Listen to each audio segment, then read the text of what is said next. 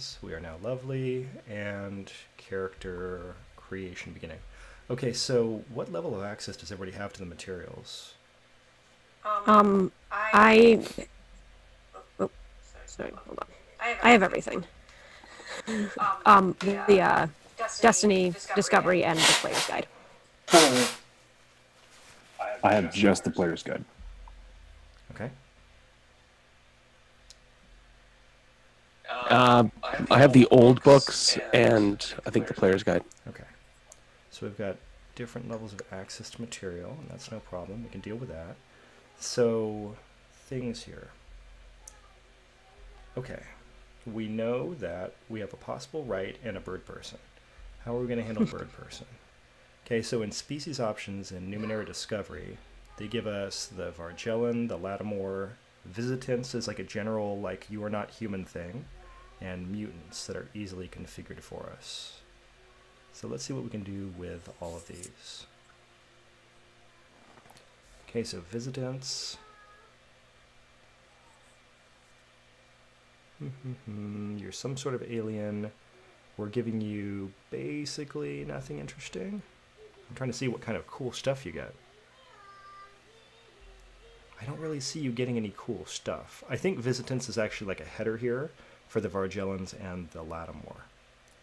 Vargellans have very interesting, like a kind of fish people look. And Lattimore are a composite species, and they look like roughly like a Minotaur crossed with Chewbacca. Something like that. Big and hairy is the descriptor I will use. So let's talk about mutants. Kyle, how do you feel about being a mutant? Yeah, sure, why not? You could be taking 2 beneficial mutations as part of being a bird person, so hopefully one of these is flying.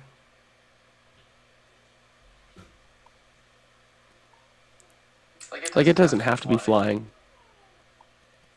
Could be some sort of vision-related thing. Sure, sure. Okay, so what do they say for mutants? For creating one, you're supposed to get...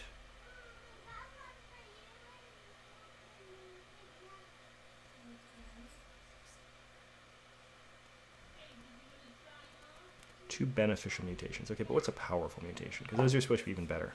And I know there's a flying one because I've had that happen in a game before.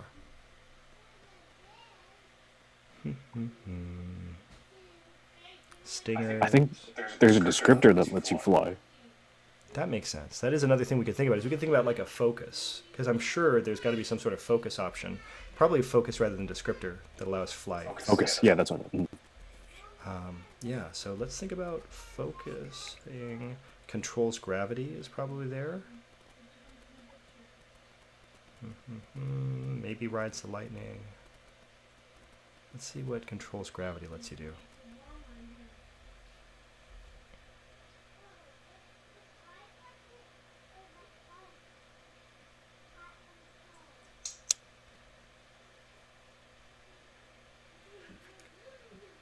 Okay, so it's going to let you hover slowly in the air. It's like a D&D levitate at level 1. It will eventually increase and allow you by tier 5 to do full-on flight. So tier 5 is tier 5 out of 6, so that is fairly high level. But Kyle, do you have access to controls gravity? Can you see that as a focus? In the PDF for the player's guide? Yeah. So Let me in the player's guide, it'll just show tier 1. So it'll show you the hover ability. Maybe take a look and see what you think of that.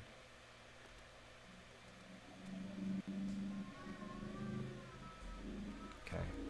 And then- Yeah, sure. Yeah. I have it in front of me. I have no issues with this. This looks like a, reasonable facsimile of, like, learning to fly. Okay. Well, so that'll leave you with a free descriptor, which is nice, because the only problem with using a species of descriptors, and you don't get a descriptor. Everybody wants a descriptor, right? So, okay. Shall we talk about what we want to do? Okay, so we know that, Zan, you want to do right. Right's going to be good. Yeah. Have we got character sheets going? Have you guys grabbed a sheet? I did not grab one. I can do that now. Okay, let's look at the sheets here and roll 20. So I just did 12 sheets. I have no idea how many players are coming in. Someone's a Karas. Who is that? Any of you guys? Not me. Okay. Unless it's supposed to be Kairos, and that's how someone spells their name. I don't want to. I'm not trying to pick on anybody's name. Okay, so we've got Kyle's character. I don't know who that would be, so that's easy.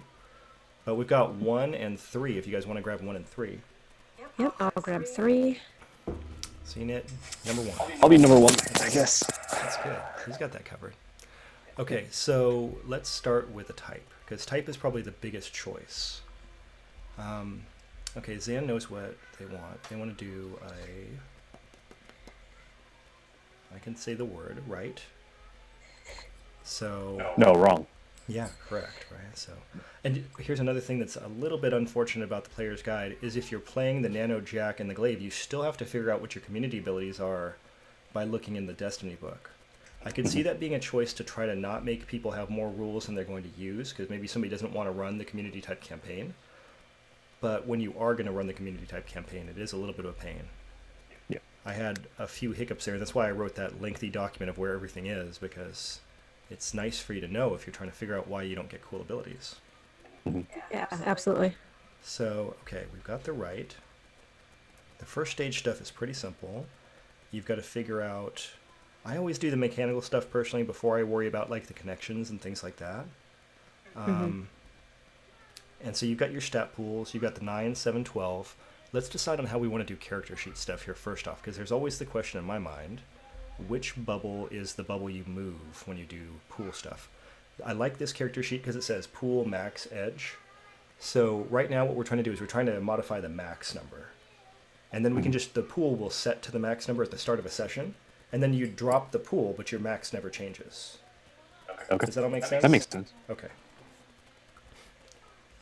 Okay, so Zan, if you start out with that 9, 7, 12, and then you're going to put 6 points wherever you want. Cool. And if you want to like keep going through the first tier right and start filling out like your effort and your edge, if anything seems unusual, let me know. One of the things that's interesting about the right is it says you're trained in crafting Numenera, and you're trained in another crafting skill, and then it gives you some choices there. But then it says you have an inability in salvaging Numenera and understanding Numenera. This is one of those like nuanced questions for the game. So if I was going to describe by types, nanos understand Numenera. They're like scholars. They know how they're supposed to work. That's what they would do. Delves salvage Numenera. They break stuff. And then rights build stuff. And they're considered to be fairly separate skills in the game just to like keep some separation between types. So your specialty is really the building stuff part, but not necessarily figuring out why it was supposed to do something. You're not going to worry about that. You're just going to build something new. And not salvaging. You're not going to break it. You'll just take the pieces somebody gives you. Right. We can make the right joke all day. I know we can. So, Kyle, have you thought about what you want to do for a type? Yeah, I was thinking I'd play a Jack. Okay. Yeah, they're a good choice. They're fun to play because you can be flexible as you're playing the game. I can see that suiting you well. They're probably about as bardy as any characters get. Yeah, I think that would be fun. Talkie. I was looking for descriptors. Strong-willed caught my eye. I'm not set on it, but it seems kind of interesting. Yeah. I think that's kind of the fun thing is the descriptor gives you a little bit of flavor on your type, but it's not really constraining, so I do like that mix. So if you do a Jack, you start out with your pools all even. They're all 10s. And then you get to put 6 points wherever you want to your max pools. And then it'll go through, in the first tier Jack, it tells you what your effort and your edges and so forth. You really get to pick pretty much everything for yourself being a Jack, and that's kind of cool.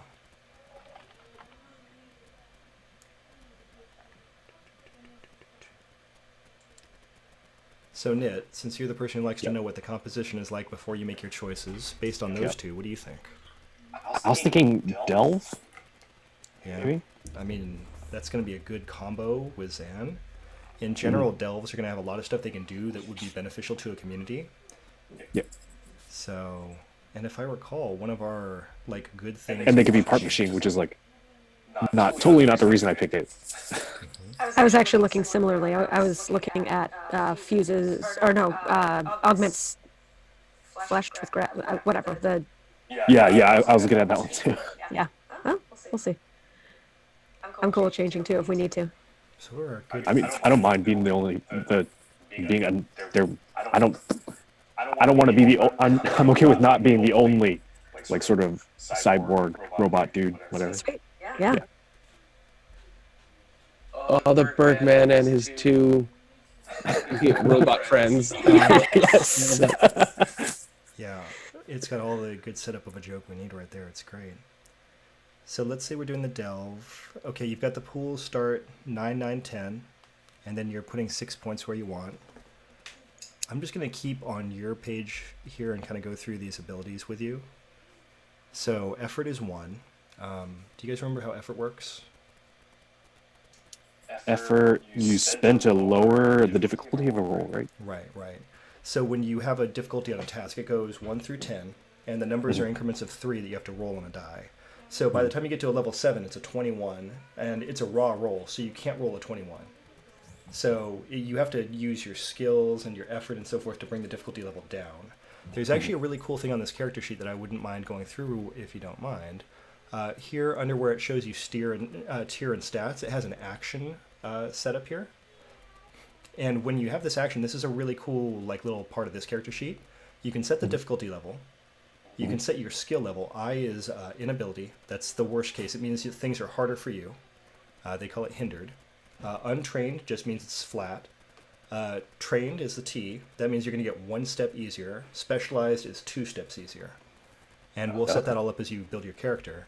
And then it lets you, so sometimes things cost you to do an action. Maybe it's because it's an ability or whatever else like that. And then it has effort here. And my character sheet is smushed, so there's probably some other label I can't see. I can't tell what it is. Okay, and then it asks you if you have any bonuses and if you have any assets. A bonus in this case, I believe, is a flat number, like a +1 or a +2, which is the theoretical max in Cypher. And then an asset is going to be, just like a skill, it will lower the difficulty by that number of steps. Okay. That all looks like it's correct, yeah. Okay, hey, I actually know what I'm talking about. And then, let's see, so there's the effort to increase damage, I see. So if you look at the effort, if you hover over those little number inputs, it tells you that one's to lower difficulty and one's to increase damage. So if you're doing a roll and it's going to be a combat roll, you can do that here. And then you just click that little white with a red outline button, and it actually rolls the whole thing for you all at once, applies everything. So I really think that's a cool thing on this character sheet if you know what you're going to do and you've got to figure out these fine granular things.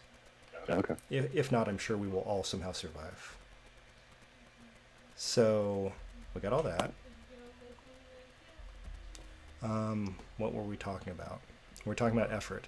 Okay, so everybody's got an effort of 1 because you're playing tier 1 characters. Nit's edges are intellect 1, speed 1, might 0.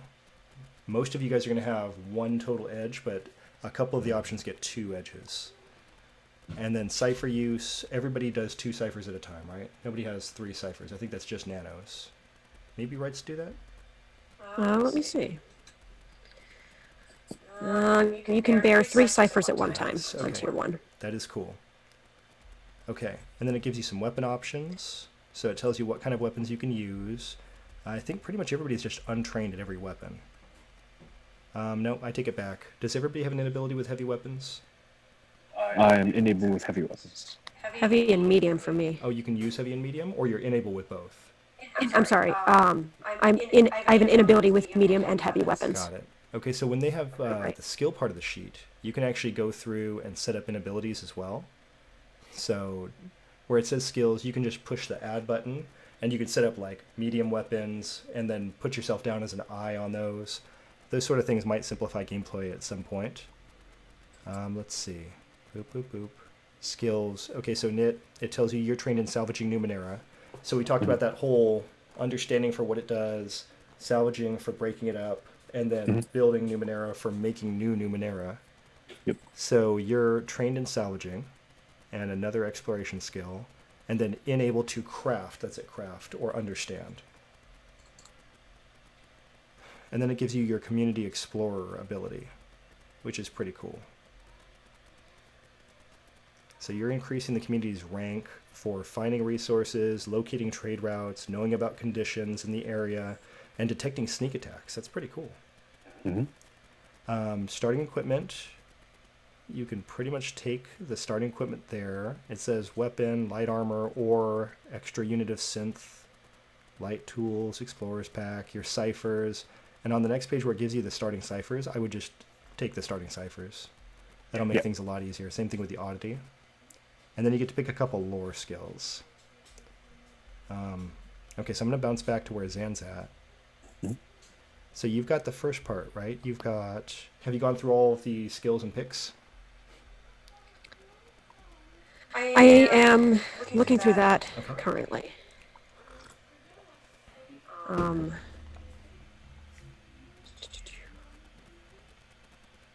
There's a lot. Yeah, there's a lot. Rights have a lot of stuff they have to do. Dang. So you've got your effort, your edge. You know about your ciphers. You know about what weapons you can use and your skills. You have that community builder, which is really cool that you can help improve the infrastructure of the community just by existing. And so what I'm thinking is, too, if we have like a rotation of players, I would assume the default is everybody is doing something that helps the community when they're not around, unless they say otherwise. So a lot of these things are going to be like nice kind of default things. So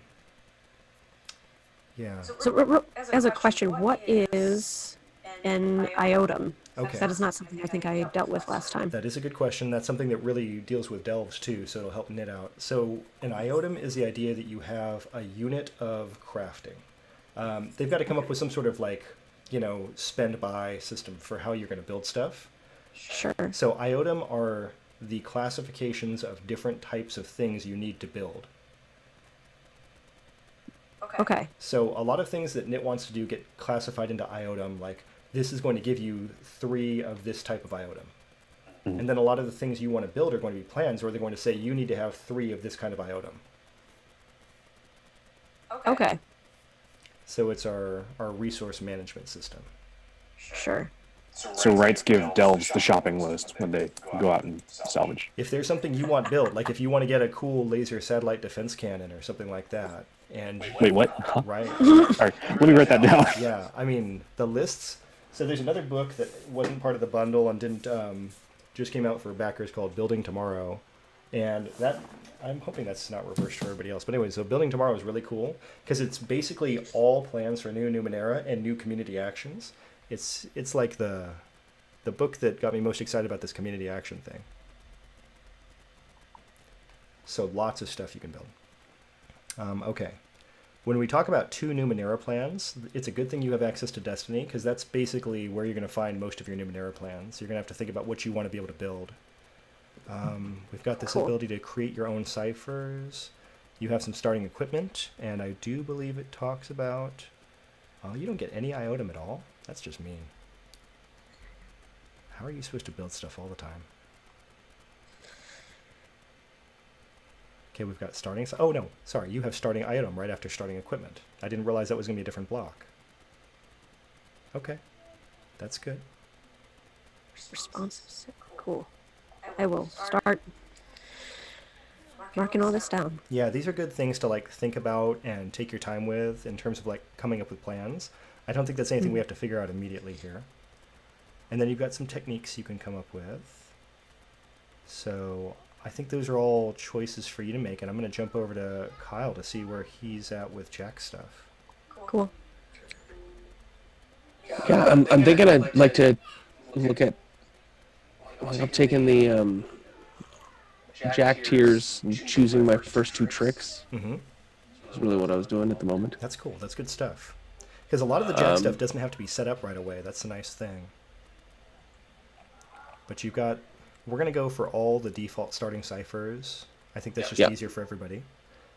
You've got those tricks. And then, real quick, I'm going to jump over to that community action part so that you know what it is for you. Sure. The Jack community action is, at first tier, you are a community fixer. Let me grab your character sheet. I'll throw this in here as an ability for you because I can just copy paste it in there. Cool. The community fixer, when you're present in a community and actively and personally working on its behalf, special abilities. The community's effective rank for health and infrastructure is +1. So that's good stuff. And that's just an enabler. You choose which is modified during any given community action. Oh, it's or. Okay, it's one or the other. That's fine. That sounds more Jackie anyways.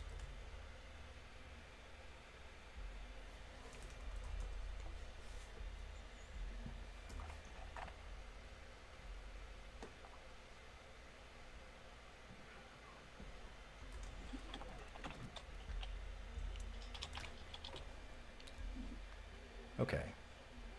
So that's all set.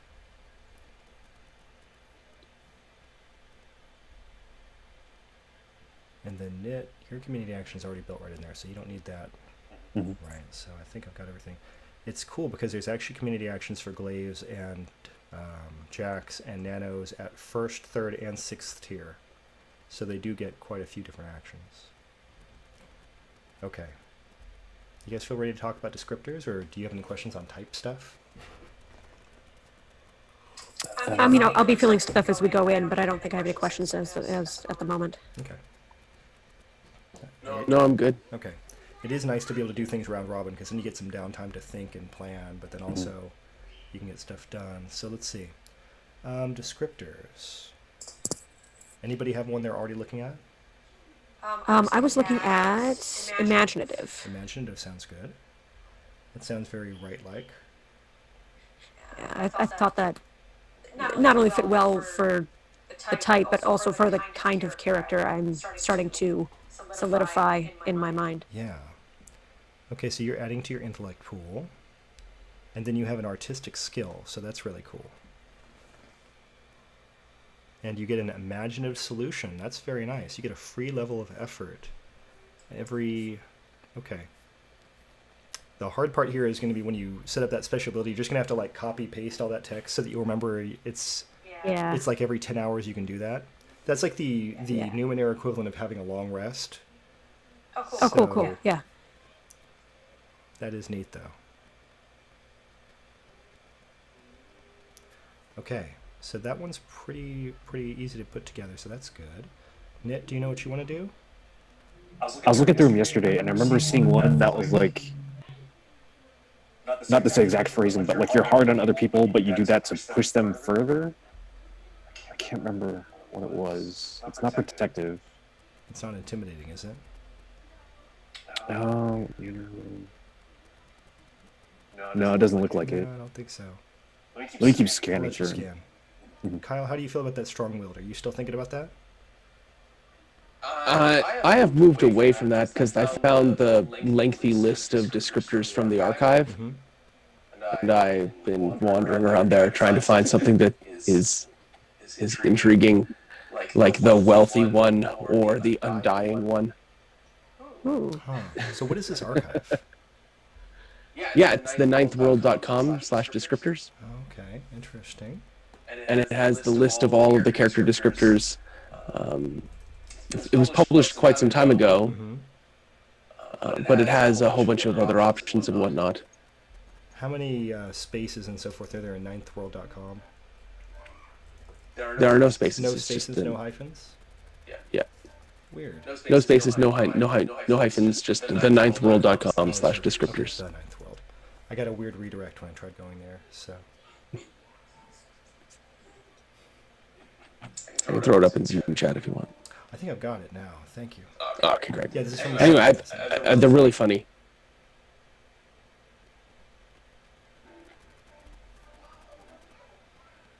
I think I found it. Exacting. So you expect a lot from others. From your point of view, you're drawing out their very best, demanding the utmost of those around you. It can be challenging in and of itself. Many people would rather take things easy because putting in extra effort is hard. But for you, effort is what it's all about. Very cool. Yeah, you get to do a lot of fun stuff with this. You also are hindered on positive social interactions. Yeah, you gotta love that. Mm. Yeah, this is good.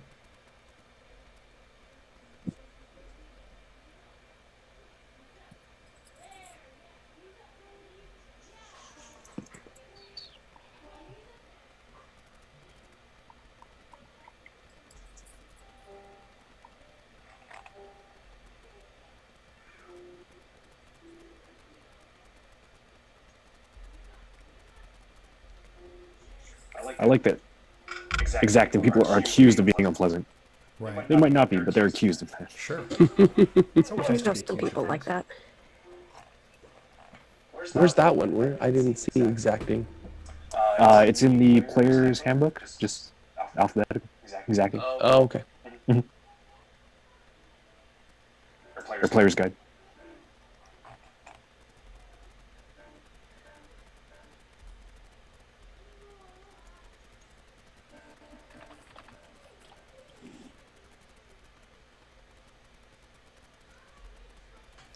There's articulate, Kyle, if you want a speaking one. That's kind of speaking.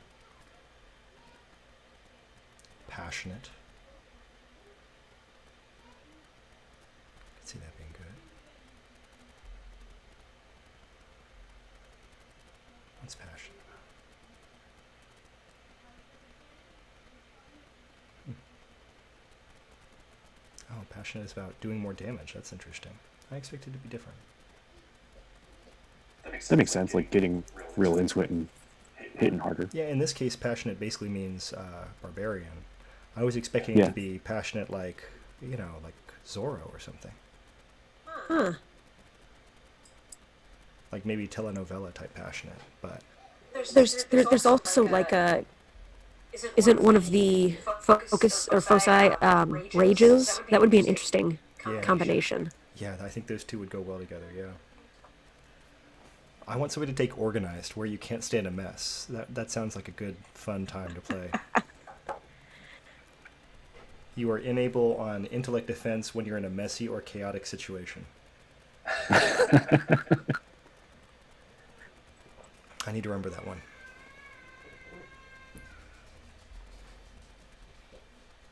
That would make for an interesting salvager.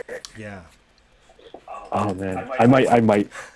I'm leaning heavy on exacting, but I might keep that in mind just in case. Just like very nicely stacked piles of iodum over here, taking things out one unit at a time, very slowly. That sounds like a lot of fun.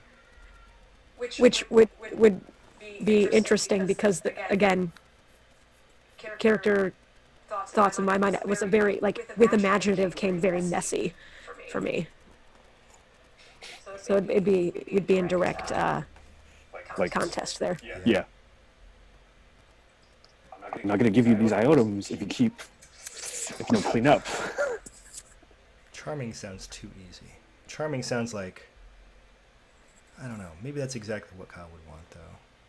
You get to have important contacts, skills. Not good at studying, and not good at resisting mental attacks. Okay, that's interesting. Oh, yeah. Charming people would not be good at resisting mental attacks. That just makes sense. Yeah, but you get trained on all the positive social interactions, so that's good. I don't know. There's some fun ones here.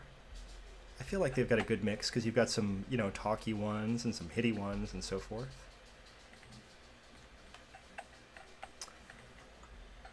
So, see, the funny thing is for you guys, I always feel like I have focus planned out last, but for all of you, it sounds like you kind of know what you want to do there. Because Kyle's gonna fly, and then, are you guys both thinking fuses, flesh and steel? Is that what you're thinking?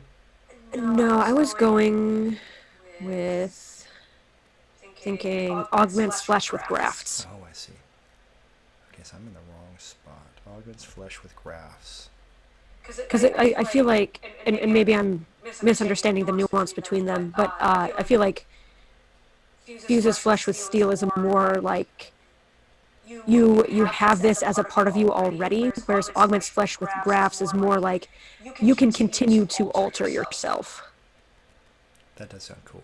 Okay, let's find out where each one comes from. That'll help me get a better idea of what we're looking at. Okay, so augments flesh with grafts comes from Destiny. So it's almost certainly new. And it probably does do more what you're thinking. Because let's see what it does at higher tiers. So tier 1, you're trained in healing, and you can use surgery on yourself. That's excellent. Not at all terrifying. You can knowingly attach things to your body, sure. And then, yeah, it looks like you just keep upgrading yourself from this point forward. Wow. Very interesting. That's pretty cool. Basically, yeah, you can just like put stuff on your body. Including you can graft parts from other creatures. Yeah, that sounded maybe not what I was thinking, but interesting nonetheless. There will be choices to be made with that character Yeah, in the future. definitely. That's a thing. Okay, yeah. And Nit, were you thinking about something different, or was that the one you were looking at too? No, I was looking at something different because delve, it's like somewhere in the actual delve section, it says like half machine or something like that. So that got me going. And Oh then yeah, it's the powers, like the like what type of character type are you? Right, right, right. like just keep bringing up the Destiny book. I keep thinking about the Destiny game. I'm just like, I love Exos in there. Yeah. And then Fuse's Flesh and Steel might be interesting. I haven't read it, but just the title sounds cool. You know what? That's already a good choice in Cypher, is just to pick the thing that sounds like it would be the coolest. I have yet to have that really steer me wrong. So if you fuse Flesh and Steel, so that's back in Discovery. That's one of the original ones, and it's good. As I recall, you get a lot of fun like upgrades. Let's see how it goes. So enhanced body, you'll have armor, and you're going to be stronger and faster, but you can't do normal healing on yourself. Won't matter because you're a delve. You'll be able to handle that by finding things. And then, yeah, interface with machines, have some sort of sensors or weapons in the future. And then at tier 4, you can start sticking ciphers and artifacts on your body. Yeah, let's go with that. Yeah. Let's do that. Yeah, there's some cool stuff because you'll eventually be able to just choose to switch points out of your pools and things like that. There's some good stuff there. All right. I like it calls out in like the descriptive text. You might wear a cloak with a hood or something similar to hide the artificial parts. Like, no, let's hide the organic parts. Show off the artificial stuff. Yeah, there you go. Yeah, there's some fun stuff here. Let's see. Kyle, I don't want to act like you've got everything under control in case you don't. Everything going okay? You got your descriptor choices yet? No, not yet. Okay. But you feel like you wanted to stick with controls gravity for focus? Absolutely that, yes. Cool. So yeah, all the focuses and so forth, they have some additional equipment they give you, or like some additional, text one way or the other. We're sticking. I think I'm just going to go with Charming because I think it's the simplest and easiest one to go with. I think also that, while it'll be nice to kind of figure some stuff out here, if we want to change stuff, I don't think anything bad will happen. So, we can always give it a look and see if it wants to be something different. Just since I know Zan has the Destiny book, at the end here in communities, I think it's actually in Building Tomorrow, which I don't know if I have on this computer. I may only have the physical in the room. Let's see. I could be downloading stuff. I don't know why I'm complaining. Let's see. Building Tomorrow. Nope. Okay. Pull it off my drive. So anyways, in Building Tomorrow, they've got all the layouts where if you want to change any of your character stuff in the future, there's very easy, like, here's how you do it, retraining rules, which I think is nice. So if we ever did want to get, like, several tiers up, and you also want to change what you're doing, we can totally handle that. Nice.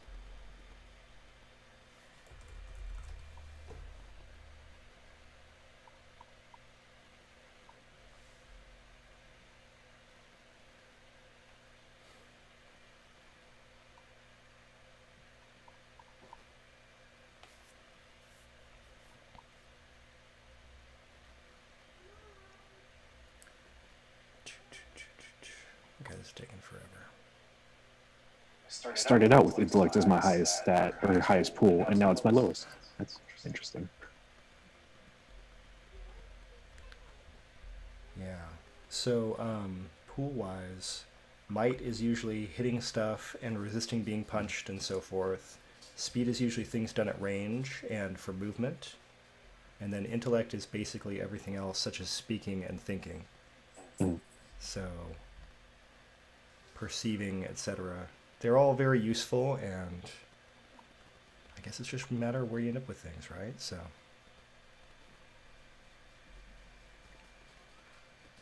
At some of these paragraphs, I keep seeing, like at least at the ones I'm looking at, I keep saying enabler. I was Is that actually like going a to ask the exact same thing. okay, Yeah. so that's a great question, and one that I have gotten wrong in the past, so good thing to bring up. So an enabler is something that just lets things happen in the game. They typically don't have a cost, and they typically don't need to be used as an action in combat. But if you see something that says it's an action, that means if you're using it in the context of hitting somebody else or doing something on someone else, it usually requires both a roll and it will take a game action during a combat round. Numenera typically does not have your like move, action, bonus action formula. It's usually you do something during your turn, and then someone else will take a turn. So there are specific things that say like you can move and act, and that would be, pardon me, different than what most people would be capable of doing. Okay. Sorry, I'm not sure how that relates to the enabler tech. I feel like enablers are able to like do specific things, or Well, so an So enabler, if I'm understanding correctly, there's some things, some skills that will take an action and other ones that can just happen. right? Is that right? That's right. So if Okay. something says it's an enabler, you neither have to spend an action on it in combat, nor do you have to typically have a cost on it. It's just something you're now allowed to do in game that is, a exception, let's say, to the rules. okay. And I think I'm reading through mine, it's on a couple of things, and it seems it's more just like innate skills that are just there. So like, I can choose to gain 2 additional Numenera plans, and that's an enabler. It's just something I'm able to do. It's not something I have to take time to do. It just happens as a part of my skill set. Exactly. Yeah? Yeah. So, for example, your Okay. tier 1 focus ability of Auto Doctor, you notice that says enabler down there at the bottom. Right. And then when you have the next part where it says surgical graft, at the bottom that says action to initiate surgery, 1 hour to complete. So it tells you you can start it, and that's an action. So it's not innate. And then and it also implies there will be a roll or a spend. And then in 1 hour it will be finished. So that's about as like in depth as they get, I think. Okay. Cool.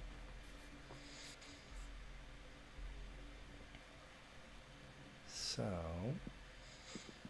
yeah, the enabler thing is a good question. So on the character sheet, one thing I did like for Kyle's when I was putting in that special ability for him was where it says that you have, let's see the block. It says name, cost, action, and then it says description. So you put the name of the special ability, the cost, if there is none, you could just put 0. And then if it says action, if it's not an action, or if it says 1 action, you could put 1 action. If it said enabler, I just put enabler right there. Okay. So, yeah. Whoever gets character 10 is going to have some stuff pre-filled out for them. It's going to be great.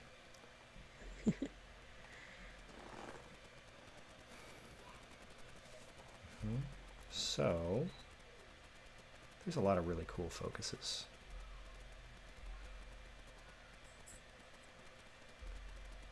Let's see. What else is character stuff? I don't think that there are a lot of equipment choices that get left to you nowadays and the starting character types, but there might be some things where if you want to like spend shins are the general currency of Numenera, and if I recall, the player's guide has a small equipment list in the back. Yes, it does. And I think it lists costs for everything. Yes, it does. So you could always spend money in the player's guide, but then Discovery and Destiny each have different equipment lists as well. I don't know how well they got consolidated.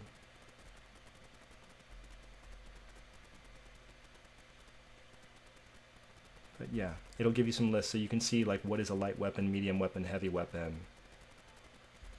And then the ciphers that you start with are all in the 2 main books. So those are actually things I have to like help you get.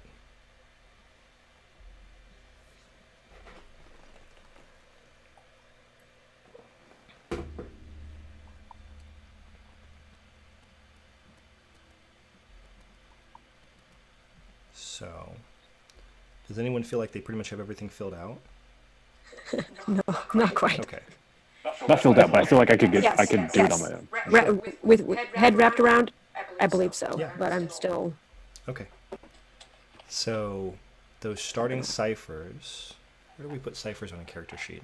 Let me pick on Nick and use him as an example. Knit and use him as an example. What do we got here? Numenera and equipment is page, it's a second tab on the sheet. There's ciphers, there's a limit. Okay, so to pick on you, I'm going to grab a Numenera and stick it in here so that you've got that. Phasing gloves.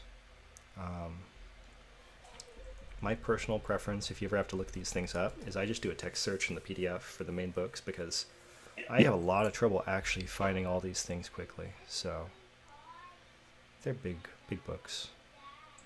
It's nice that it has all of the, like anything that you need to reference in that section on the right. Mm-hmm. So like it's just like, okay, cool stuff about ciphers, and then over here it says ciphers are on page 180 or. They do a really nice job with the hyperlinks. Yeah. Yeah. Okay, so phasing gloves. All right, I'm gonna put some description stuff in here. Knit, what you have? Yeah, because I don't have a description for any of those. I have the ciphers on under Delph, but not what they do anywhere in the player's guide. Yep. Yeah, that's the hardest part. And now what I need you to do is I need you to roll a d6 and add 1 and roll 20. Do you know how to do that? Yeah, and roll 20. Okay. Let me see. Keep it out of highway. 6 plus 1, right? Yep. Oh, slash R, not the command. Yeah, slash R. Yeah, slash R, 1D. Oh, space. 1D6.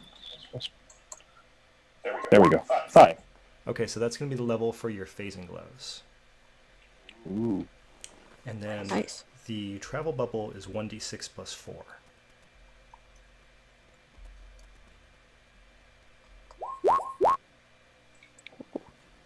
Seven. That's good stuff. So, yep, if you just input your levels, then you're all set on your stuff. And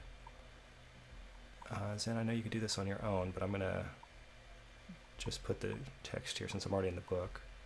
Yeah, go for it. Okay. Yeah, you got all your stuff set to go. Cool, cool, cool. Okay, so crafter's eyes.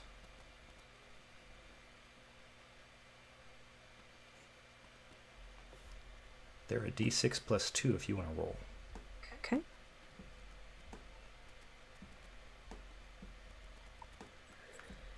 Plus 2, you said? Mm-hmm, plus 2. 3. Okay, it's not the end of the world. These aren't a particular level-based thing. Actually, they are, because you are going to do crafting subtasks. That's definitely going to happen. It's not the end of the world. The good thing about ciphers is if they're not great, you just use them immediately and then get new ones. Mm-hmm. An instant item is a d6. It's a straight d6. Okay.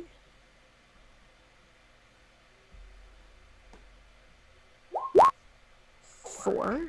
Okay. That's pretty good for a straight d6. And then the gravity changer is a d6 plus 2.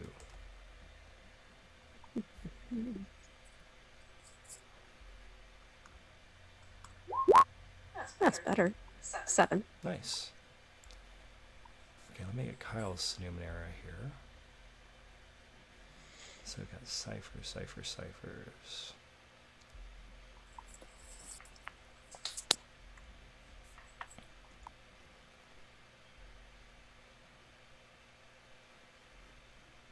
There they were.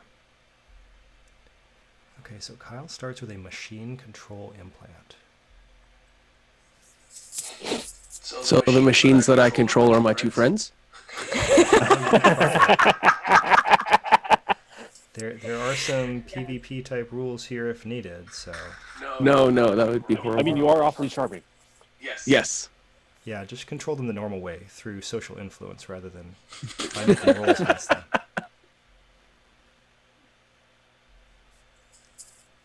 Okay, machine control implant. Getting there. It's a d6 plus 2 in level.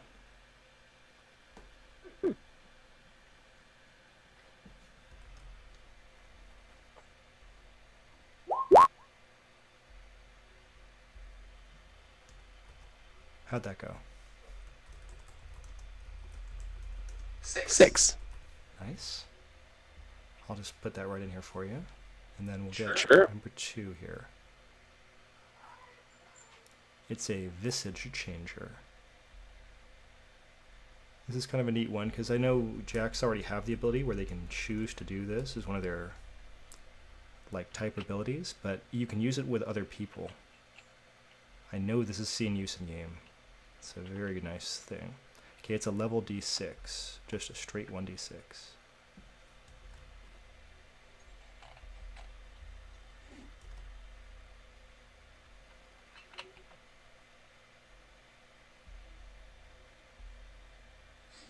I didn't hear a burp. How did that go? It's good. Oh, you want me to roll again? Yeah, if you wouldn't mind. What am I rolling this time? That's just a D6 straight. 6. Well, consistent, so that's good. Okay, so your character's Numenera stuff is all input. The oddities, I guess I could have put the oddities in for you guys too. You guys can do that if you want. Oddities in general are not super powerful, but they also don't go away like ciphers, so when you get to your starting default oddity... You're telling me that my shirt that displays my muscles isn't, like, great? Oh no, it's great. It just doesn't, what's the term?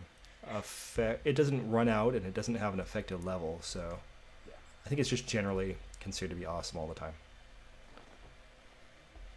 Okay. Good save. That seems like such a weird item. A shirt that displays your muscles, bones, and internal organs. I think that's the point. I think that's why they call it an oddity. Yeah, that makes sense. That makes sense. You can trade it with somebody for something better, maybe. I mean, maybe get some taffy or something like that instead.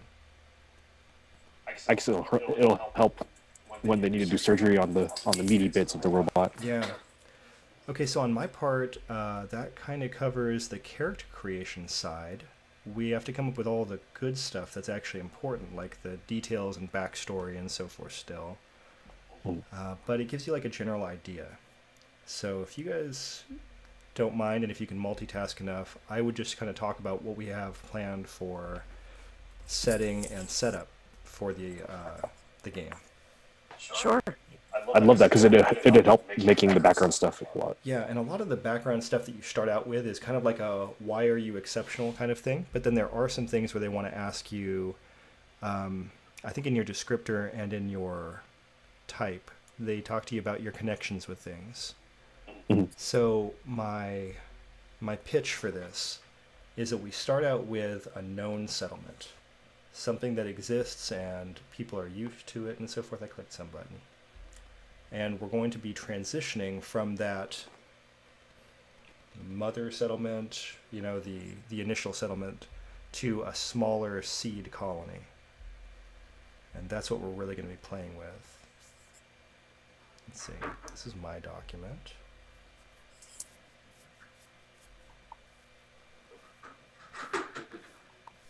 I'm trying to pull up that survey so I can do my quick look at what stuff was already set up.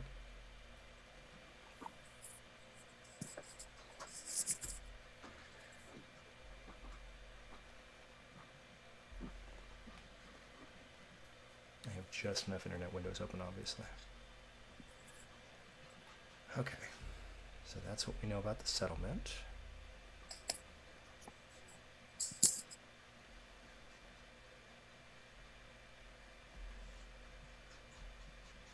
Hey, wow, it's hanging out with us.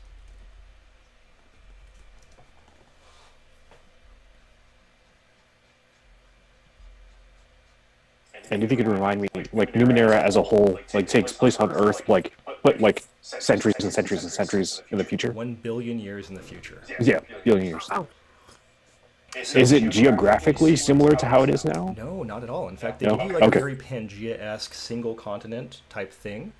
But I think it's also fair to say that whatever else is going on in the world, while it gets described in some of the books, it may not be as clear and helpful as we want it to be. So, you know, we can kind of say whatever is going on is what we want to have going on. But I was going to talk about Sorry, something. I'm just gonna take this real quick. Go ahead, don't mind me. So in terms of background and setup, I was thinking about, rather than setting this in the like default, there's an area called the Steadfast, which is a generally well-known part of the Numenera geography landscape. I was thinking we would set this in the Beyond, which is everything that's not that, just to be troublesome and problematic. And that way, you know, it makes more sense to me as this being kind of like its own little offshoot colony. Because there's some very well-defined, what are essentially like kingdoms or realms in Numenera that have leadership and they're used to responding to how things work. And then everything else is kind of a free-for-all. So I'd rather us end up in like this kind of Mad Max, we're going to do it ourselves kind of situation. And we can, you know, have our own version of where we want things to go. Cool. So if that sounds okay to everybody, let's see. Mm-hmm.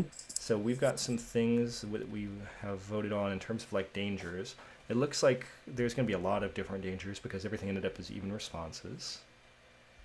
And we're going to have some equipment that would be helpful to the colonists, which are you guys, and something you all know. We got some really good splits here, so I think we're just going to do kind of like a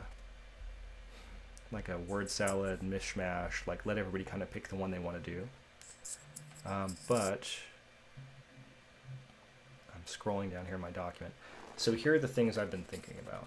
We start off with a nuclear settlement, like something that's already existed and has been known for a time. Maybe it's even one of these kingdoms in Numenera. I don't know how we want to deal with that yet. I haven't like hooked up the initial background.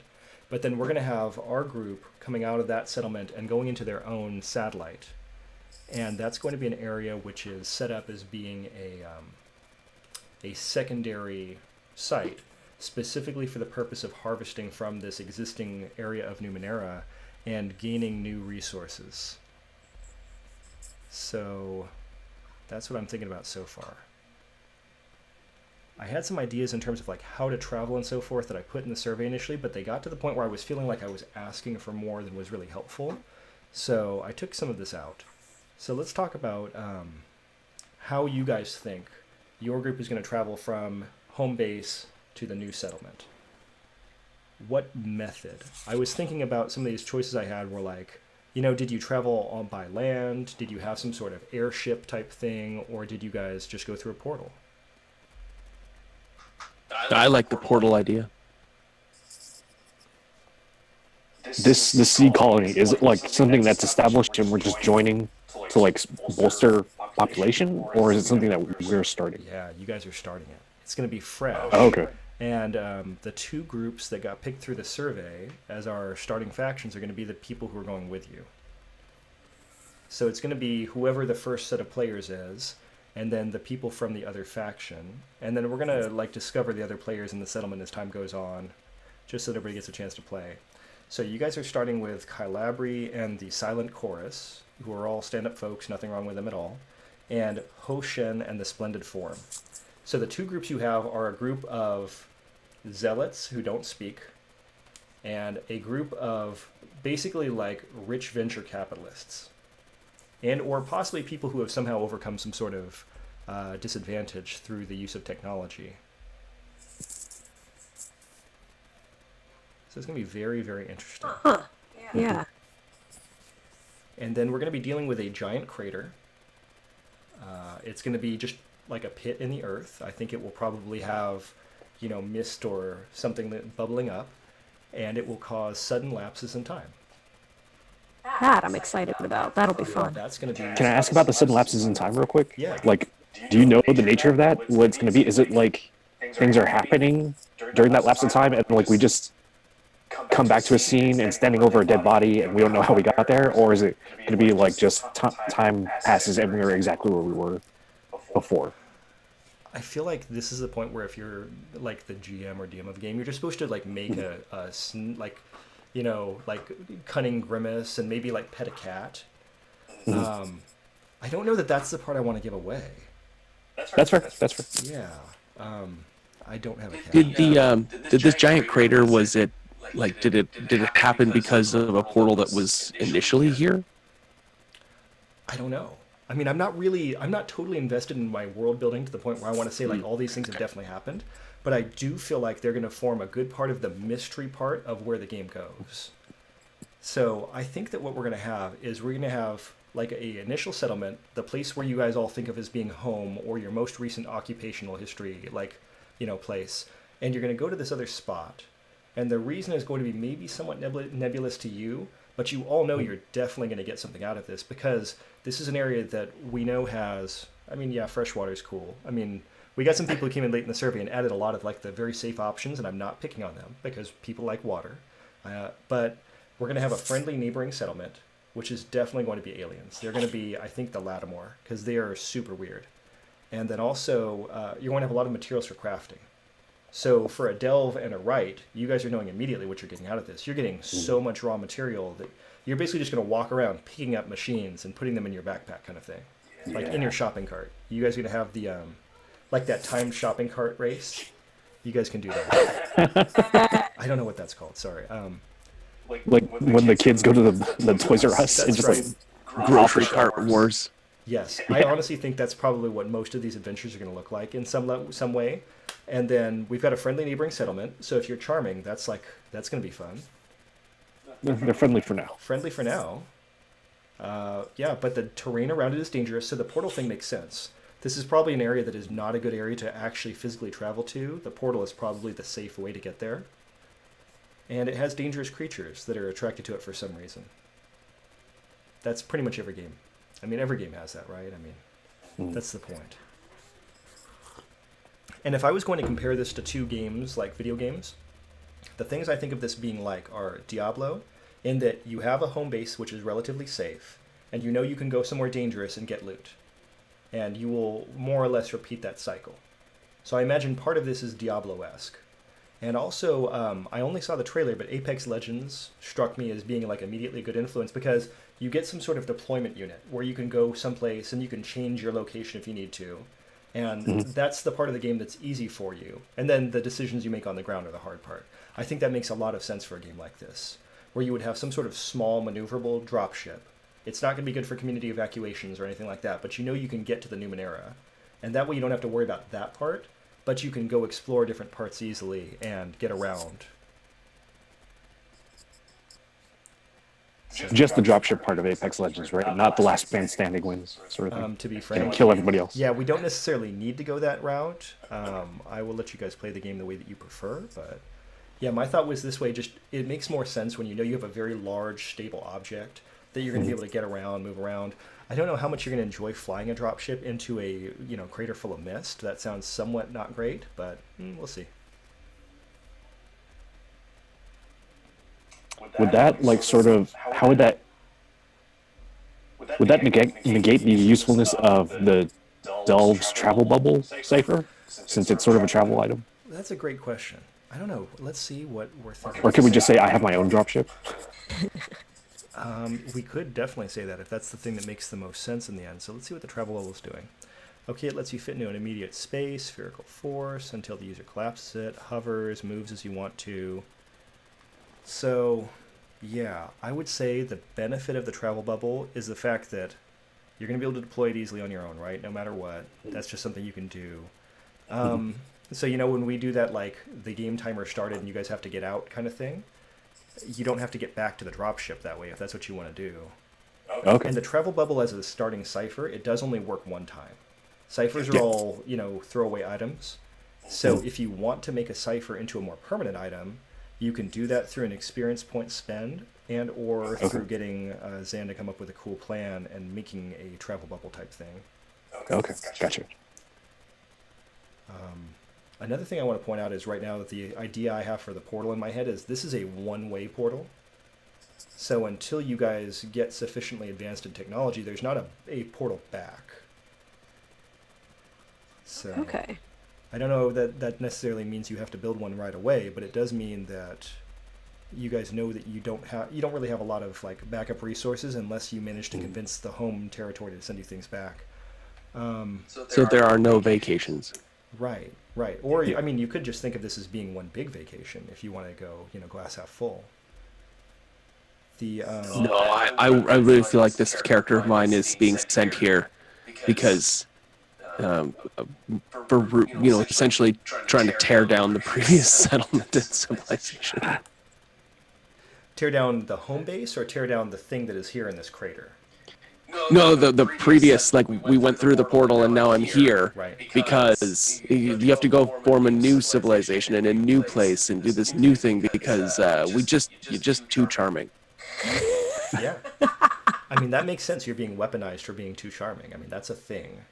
Yeah. I did kind of build an NPC where that is how they work, so I can support that personally. So, yeah, I think all that's there. The other thing that I was planning on doing is allowing long distance communication between party members without having to worry about that being a penalty. So I imagine that between all of you, and like right now, Wild may have been watching along with us. I don't know if they just turned it on and said hi, but if we have people that want to interact with the story, my thought is we will just let them do that. So if you guys want to say, hey, I'm over here in spot A and I'm over here in spot B, and we just want to talk, I feel like that is something that is fun in a game. And also, if we have people that want to like offer suggestions, you want to say like, hey, somebody told me we could try this. I feel like that is fun in the game. And I feel like just in general, like allowing that to be part of what exists just makes sense. Any objections? It really leans into like the community aspect of the game. Yeah, right. And if you wanted to like radio back to the community and say, hey, I need to ask the person who does this if they have any ideas for that. I feel like that's all a totally, I feel like that's a more fun use of time. Yes. Okay, cool. Mhm. So with all of those things in mind, that's kind of where I'm at for like the basic setup. When we do like our official session 1, what we would do is travel from the home base to the new location, kind of discover boots on the ground, what things actually look like, and start setting Wait, things do up. we actually find boots on the ground? You may. That's going to be like, that might be a GM intrusion on my part. We might find boots just lying on the ground. My boots. Yeah. Yeah, or is it like boots, like a cat or a monkey or something like that? Oh, even better. Right. So what's part 2 of this? Part 2 of this is also initial community actions. If you can think about what's going to be a priority when you get there. My thought is between sessions there will be a downtime period, which will allow actions to take place. Most of the actions in the book take at least a month, so I feel like that's our minimum time. But in a case of this being the first adventure, I can see that being more or less depending on how often we want to see things happen in the game to get things set up. I know we really briefly talked about the idea of a rank for a settlement. They give you guidelines for this in Destiny. This is their chapter 28 for Zan's sake. And when you talk about having a community, they rank everything in numbers just like every other Numenera difficulty. But this is kind of like on a different scale than what you guys have been dealing with so far. You're going to have a rank 1 community based on how small they are and what kind of things they have. But doing things like setting up structures and having NPCs like Kyle contributes to health or something else, infrastructure, I think.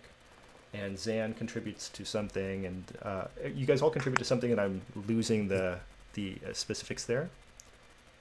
But the category can be ranked, the settlement can be ranked into several different categories. And then the aggregate or the average, I think, comes out to telling you what your total is. Yeah. Or it gets rated in different ways. So you get basically like a stat sheet for your community. So then when we talk about like what you want to emphasize for the end of the game, like where are you going to put your points and your time, then that's going to affect how the game continues on and what people get. Is that all as clear as it needs to be? I don't know if it is. Yeah. Okay. Yeah, I'm tracking you. Okay, cool. I know it's probably one of the more nebulous things since I'm describing it so loosely here. So when we talk about a community, it'll give you a basic level based on the number of people involved. And I feel like we've got these 2 NPCs who are also going to contribute something themselves, according to their faction. So, like, infrastructure, maybe, let's see, population growth, ... Let's talk about this initial loadout of equipment that we're going to have. So right now, what people voted on were sensors and suits to prevent contamination or illness. Those all sound like a good idea. So that's pretty much how the group is going to be outfitted as we start out. We're going to know that you're going to be able to tell what's going on in the Numenera site. You might be able to pinpoint some areas that seem especially interesting, and that you probably won't have to worry about anything contaminating you from within the site if there's something extra going on there. People voted on things like sensitive information on faction leaders, historical records of the area, and my favorite, living this timeline once before and knowing some of what happened. I think I chose that one. I liked that a lot, especially I think I did too. with the time jump Yeah, feature. I think that could be a lot of fun. So, yeah, good stuff. We can, what's the term? Kind of like play those in as we go. Get everybody the information they need. That'll be good. Okay. Do we want to talk about like the character links and the backstory stuff, or do you guys want some time to percolate on that? I'd like to talk about it. If not, I mean, Yeah. whether or not we choose it right now, or but at least have a discussion on like what everyone's thinking about and how that might tie in. Okay. So they have a lot of connections here for first off for being a right. Where are the other ones? Are they just descriptor or focus? I'll give you like some links to the initial adventure. Links to the initial adventure is, That's I think under type. I think so. I think no, wait. I think it's under Under focus, No. I think. Or no. It's descriptor. Is it under Is it- focus I- too? yeah. Because I think there's a couple of them, but I'm not positive here. For sure, under They give you descriptor, PC there's one. connections under focus, and they give you links to the initial adventure under type. So they've got kind of a mix. Okay. So let's say we're going to start with descriptors. Okay. Okay, San, you want to lead us off here? We've got a link to the starting adventure. And under Yeah, imaginative, they give you so- like 4 choices. And I'm kind of liking the first one. In your head, the only way the group would succeed is if you were there with them to save the day. Okay. I mean, that makes sense, because you're going to go into this unexplored area. You know that there's going to be something going on. Yeah, I mean, that could be a good attitude to start out with. I like the idea of, all right, well, if you're going, then you're going to need me. Yeah, Going to have to make stuff. Going to have to, like, my skills will be needed. yeah, Don't go without me. that's good. It's like it's a good attitude one. I like that. Okay, Nit, did you stay with exacting? I think I am, yeah. Okay, so let's look at what your options are. I'll be very organized and exacting. Yeah. The more exacting than organized. Okay, so you've got... Exactly organized. Let's see, do you see the list of what your options are? Yeah, I kind of like all of them, though. know I they're can't all choose. Yeah. Do I want to lean into edgelord and be like, being exacting is lonely? Or do I want to be beholden to somebody? Is that your character's name? Edgelord? Maybe some people call him that. They accuse him of that. Yeah. You could always roll a die if you need to. But they all look pretty good. Yeah, come back to me. Let me. I'm always the guy at the restaurant that needs to be the last one, and I'll just pick at the last second. Yeah, I don't do that unless somebody orders the same thing I was about to order, and then I have to rethink my whole life. Yeah. Okay, so Kyle, do you have a choice here under charming that you like? Am I reading the same book, or This I is think the I might be Player's reading the... Guide, and I'm on page 46. I think I'm reading the old Player's Guide. Maybe. That's what I had. I didn't know there was a new one. Oh, okay. So, initial links to the starting adventure that I see are you convinced one of the other PCs to tell you what they were doing. Oh, okay, yeah, it's still the same. Okay. Alright. I mean, it's all... It seems like it's all pretty similar in many ways. Yeah. Yeah. Except for the fourth one, which is there's reward involved and you need the money. Yep. And I would rather not take that one and rather link this character to the other PCs. That is the safe way out, you're right. So, okay. What do you think about number 2? Yeah, I kind of like all 3 of them as like part of the story, right? Like somebody else was off to go do something. We're gonna go through the portal or whatever it is that the whole thing's gonna happen, and then as a result of them telling me that, then I instigate the whole thing, convincing everyone else to join us. And one of the other PCs had done me a favor, and I'm repaying that obligation by helping. Like it all ties really nicely into the same sort of kit and caboodle. So probably 2, That sounds good. for being specific. Yeah. So I'm kind of feeling like maybe the 3 of you are an addition to the idea of this portal group. Maybe you're not one of the initial groups that was selected to go through, and that explains why you're not in either of these 2 factions. But I mean, how could they do it without Kyle's character? So, and Zan's character knows that Kyle won't be able to do it without their character, so it's perfect. Right. Okay, so that gives you some framing there, Nat. I'm between another PC helped me out of a difficult situation, and I'm repaying a debt, or to tell the truth, being exacting all the time leads to loneliness. So I joined because I wanted friends. Yeah. Let's see. What do you guys think? Kyle, do you think he owes you a debt or Yeah. something like that? I don't like that one. Okay. No. So, Just because you're like, you'll always be like, well, is the debt repaid now? yeah. How about now? Yeah.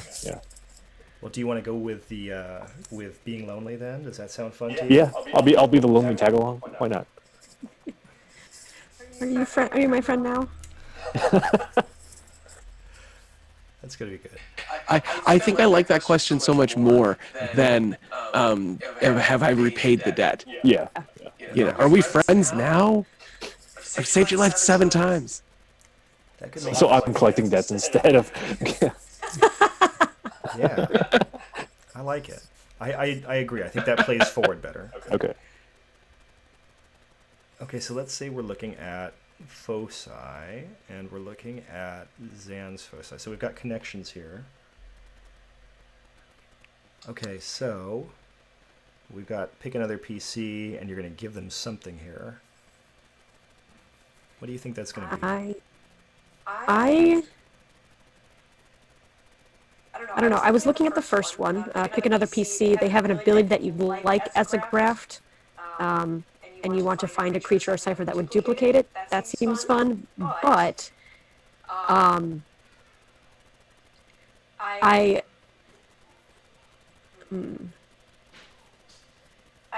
also like the idea with number 3. I essentially have to prove myself to someone who thinks my grafts are awful.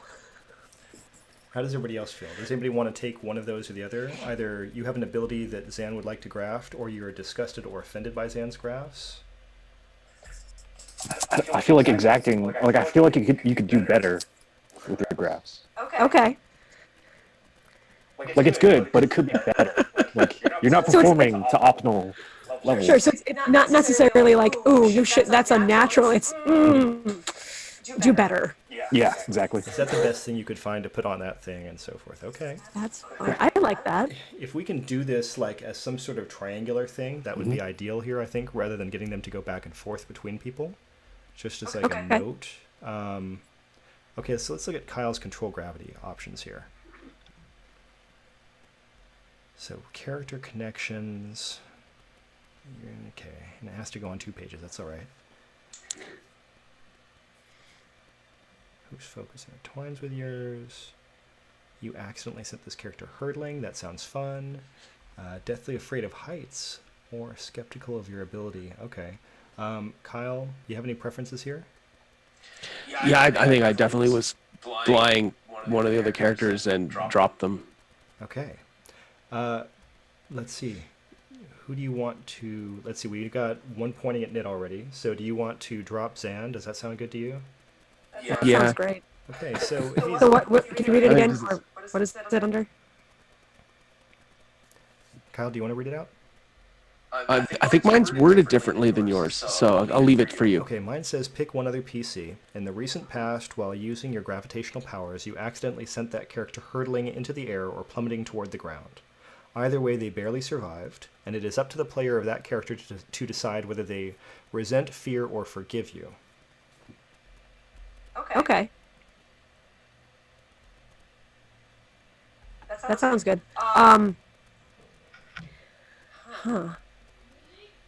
I like the idea. Go ahead. Sorry. Oh, I was gonna say, like, you can choose any of them at any given day. That's true. It's true.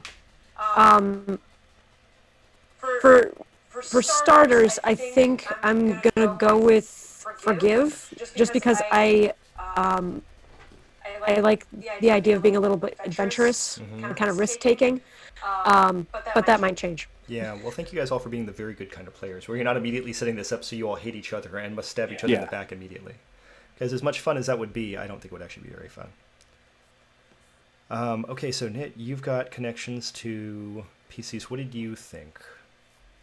I've got connections that might work for either of these guys. Well, let's try to point something at Kyle. Yeah. At Kyle, let's see. I'm pretty sure Kyle doesn't want to harvest my mechanical parts. Ooh. Let's see. Pick one. Let's see. Well, I don't think I've bonded with Kyle over mechanical parts. I guess Kyle's character just makes my character's mechanical parts vibrate for some reason. I just gotta go with that. Yeah. That is the most interesting of these choices. Yep. Being close to this person sometimes makes your mechanical parts vibrate slightly. You can decide whether the sensation is unnerving or pleasant. I think that when we jump into like maybe session 1, if this is the group that we're having for session 1, is it like first day on the ground? Have we known each other for a little bit? I think you guys can definitely have prior, existing relationships and knowledge of one another, but it'll be day 1 for building the settlement.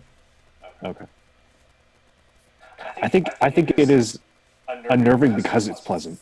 Yeah, I mean, those two don't really. I'm gonna head to that fence. Yeah. It makes sense I kind too. of like this, and I don't think I like that I like this. Yeah. But I'm going to do it one more time, yeah. Mm-hmm. And also, I mean, that he controls gravity, so that's going to be like kind of a good mix. That'll be and I also know he dropped somebody recently. I imagine that almost anything Kyle's character does becomes well known. Personally, that's just where my mind goes, but I don't know. Kyle's character just likes dropping mechanical folks. Who knows? Yeah. They're just so much heavier than you expect. That's right. Good stuff. Okay, so if we roll back to where we're at character types, then there's a part here where it talks about like your connection to the game, and they try to get you to build some background. So, like for rights, they give you options of where you get your powers, if it's from your upbringing, if it's your unexpected brilliance, your mechanical indoctrination sounds cool too. I was looking at that, and I need to read a little. Yeah, I feel like these are the things that you could read that one more. sounded fun. I feel like these are things where they could be like read up on, and you could take your time thinking about what you want them to be. Mm-hmm. Another thing I want to point out here is the player intrusion part, because in the books, that's like right before where you hit your stat pools. The player intrusions are going to be an important thing to think about. That's basically the idea that, so in Numenera, we talked about roles and levels, and we talked about effort, but then another big part is experience. So typically the mode of experience is you get it at the end of the game, or you get it through GM intrusions. And an intrusion is where I make the symbol like this, where I hold up 2 experience cards. One of these is one that you would keep for your character. The lighting is terrible for this. I'm going to have to figure this out. And then the other one is one you give to a different player for their character. So everybody's going to get experience, and it's always tough being the first one to go, but then we get kind of like a cycle going. When that happens, you've got experience that you can use. 1 experience point is a reroll. You can declare simple facts or like spend on short-term knowledge gains if you want to, like, oh, I know where that is because I've been here before, or I read the map, or things like that. But then also there's player intrusions where they give you some suggestions here based on your type, and you spend an experience point to say, like, here's something that's going to happen based on what I know. And so you don't need to make a roll for that separately. It's more like something that you want to just introduce to the story. So, like, Zan has some choices here as a right, where they talk about device perfection, crafting insight, tinkering vision. It gives you some, like, different ideas of, like, how well you know what to do, or, like, cutting your crafting time in half. That's pretty nice. Yeah. So, just some things to think about in terms of how the system works mechanically and the kind of agency you have. There's a lot of options in Numenera for you to be able to just say, like, here's what I really want to see happen and why, which is nice.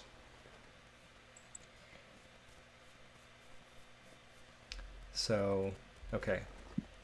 Do you guys Was it the inspired techniques section that you were talking about inspired for the techniques? right? Actually, that was the player intrusions, which came before the stat block. So for delves, when you get into your like starting stats, there's a part above that that says delve player intrusions, Gotcha. Okay. and that gives you some idea of the different spends you can make. There are a lot more things you could do, but these are just very generic based on your type. So we can be creative. There is a whole section of the game on how you're able to be creative. I think I'm joking about that, but you get the idea. Yeah. So this might be jumping a little bit, but kind of in the same, I feel like it might be in the same vein as intrusions. Under focus, I have listed minor and major effect suggestions. Okay, that's a great thing to go over. Yeah, so when you roll a die, when you get numbers that are above 16, there's some special things that happen. Also, if you roll a 1, I get a free GM intrusion where I don't have to give you any experience points. So, that's like your crit fail, it's something is going to happen, you don't get any benefit. But then if you roll a 17 or an 18, you get on a 17 plus 1 damage on a damaging roll. 18 is plus 2 damage. On the 19s and 20s, they give you different things. So I'm pulling up your focus here real quick. But then, yeah, the minor and major effect, a minor is a 19 and a major is a 20. Okay. So this gives you some ideas, but then also you can do things such as say you're going to knock someone down in combat or do the equivalent of like a critical strike. Okay. So yeah, these ones are fun. And you can say like, oh yeah, this arm that I stuck on my body additionally has a sensor for this kind of thing. So that would be like a minor effect here. Or the major effect is when your foe is especially vulnerable to some aspect of your implants, like an allergy. That's pretty straightforward too. But when you roll those 19s and 20s, we should expect like a major shift in what's going to happen. That's more than just, I hit harder. Cool. Yeah. So that's a good thing to ask about. Okay. Trying to think if there's any other mechanical rule things you guys need to know. The goal of the game is to spend ciphers as quickly as possible and get new ciphers. That's why they call it the cipher system and not something else. In general, that's my actual opinion, but there's actually a section in the GM part of the book where they tell you people should be using ciphers all the time and they shouldn't feel restricted. So give out ciphers like crazy and let people take things apart. The other thing that is useful is knowing about recovery. So on your main tab of your character sheet, I pulled up Nit's sheet. So if your sheet is changing tabs, I don't know if that does it automatically, but anyways. Yeah, it does. Okay, so that's super weird, and that's me doing that to you. Sorry about that. That's fine. So where it says No worries. recovery, there's a plus. That's going to be like a static number that gets applied to your die. You're going to recover 1d6 plus your tier on each of these increments. So the first one only takes an action. So in combat, if on the last round somebody attacked you, and you say, okay, I'm going to take this action to recover, that's how long it takes. And then the next one takes you 10 minutes, the next one takes you an hour. That's not how long it takes to make the recovery. That's like the time increment that is going to have to pass before you get to make the recovery roll. So, I mean, they're kind of the equivalent thing, but like if you were running and it's been an hour in game, you can make your 1 hour recovery roll. You don't have to stop and do nothing for an hour. And then Cool. Yeah, and then where it has a damage track and it goes hail, impaired, debilitated, dead. Hail is you have points in all of your pools, at least one. Impaired is you have any pool that has 0 points in it. And debilitated is you have any 2 pools that have 0 points in them. And those conditions get increasingly bad. Where's my damage part of this book? Basically bad stuff happens. In longer form, a lot of bad stuff happens, but where do we get that? Let me just check Discovery because that'll probably be quicker. Rules of the game.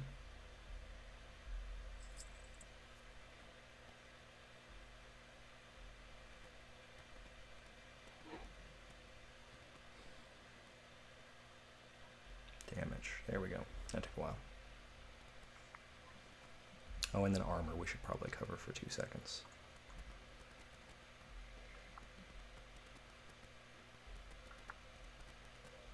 The damage track. Okay, so when you're impaired, it's going to increase the cost to apply effort, you have to spend an additional point. So one level of effort usually costs 3 points minus your edge. So for example, Knit has an edge in speed, so speed only costs him 2. If you were impaired, that same level of speed would usually cost 4 and would cost you 3. So it just costs 1 more when you're impaired. And you don't get to count 19s or 20s. Yep, and then that's all there.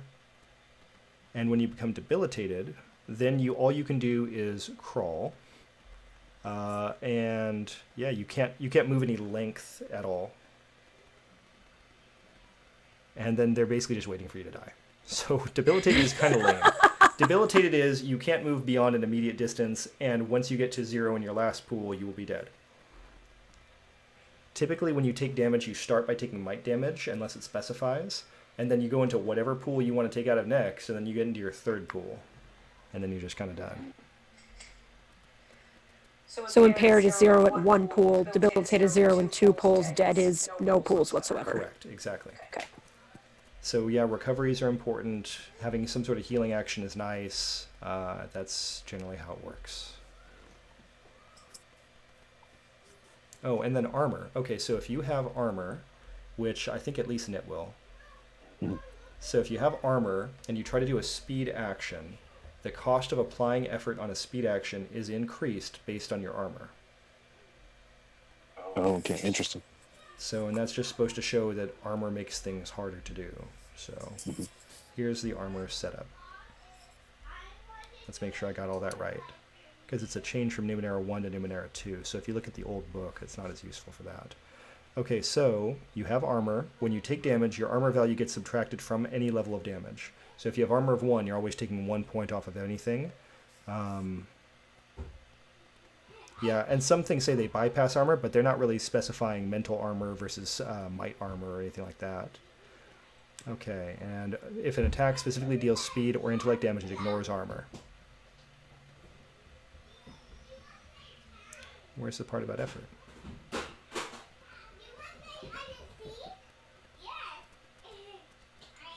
I thought there was a part here.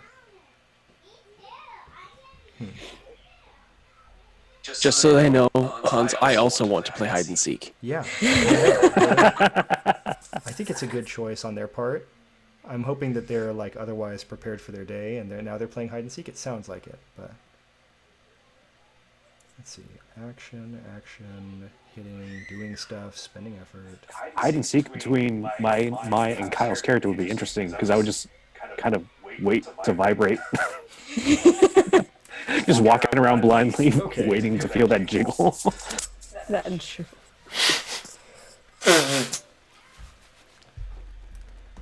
That's why they allow people to clip Twitch broadcasts. Is for when people say things like, "I would just be waiting to vibrate."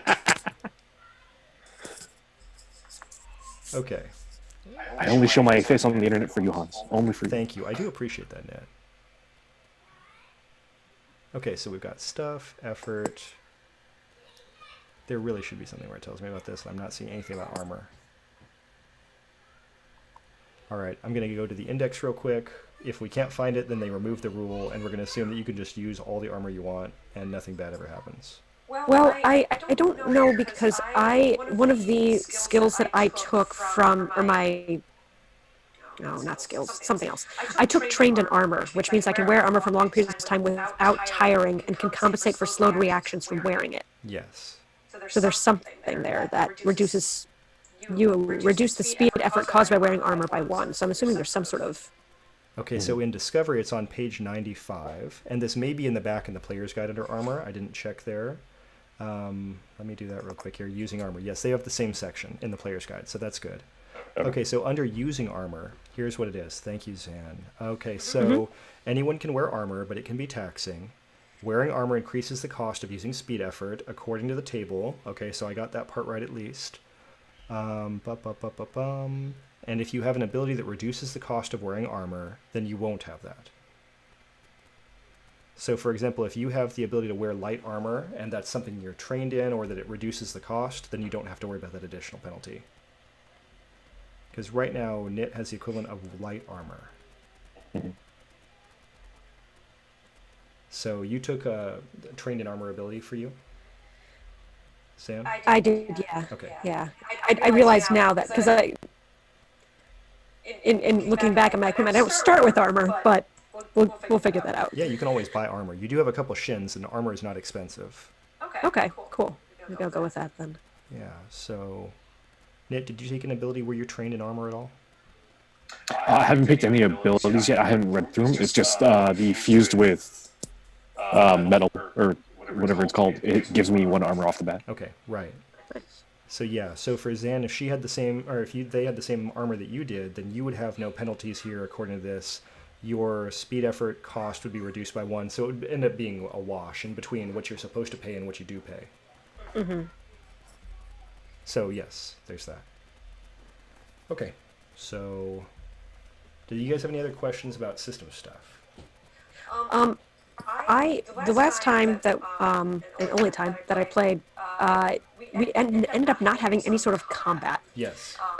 And which is totally fine by me, but I actually have no idea how that works. Okay. So if you could give like a quick primer on essentially the roles. Like I'm not so concerned about like turn order or like what you can do within the turn. I feel like that will come, but like what do you roll and how does damage work, that kind of thing.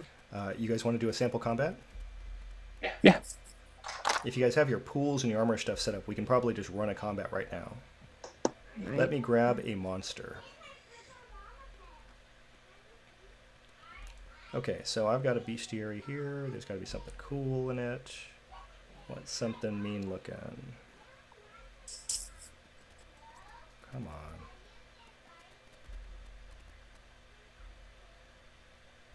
Oh, there we are. Creatures and characters.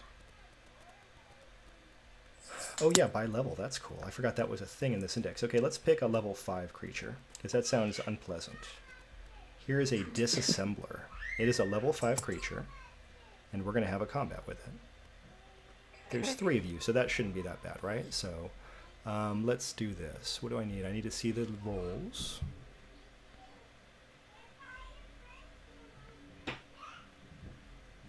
Okay, so to start this combat out, we need to determine initiative. The creature's level 5, so you're trying to beat a 5 in order to go before it. So as we start out, it's a speed roll. Is anybody trained in initiative? I am not. Okay, so everybody just go ahead and make a speed roll at level 5. You guys can just roll in the box. You can spend effort on it if you want to. And if you want to use that action button, you can do that. Otherwise, you can just make a speed roll from the speed button next to speed. Zan's doing good. Should we press the green or the red button? That's a good question. I don't remember which one actually does something. Is that advantage, disadvantage, or? No, I think one does something and one is hooked up to an API that we haven't done anything with. Okay, because I used the green one. Okay, thank you. So now we know. Wow, you guys all did really good. So you are all going before the disassembler. So based on numbers, let's say that we're going to have Zan go first. Okay, so you have a creature that is basically like a big robot that wants to take you apart. Oh, that's unfortunate. Yeah, not really a good choice on its part, because, I mean, clearly you're going to beat it up. But how do we want to proceed? What sounds good there? I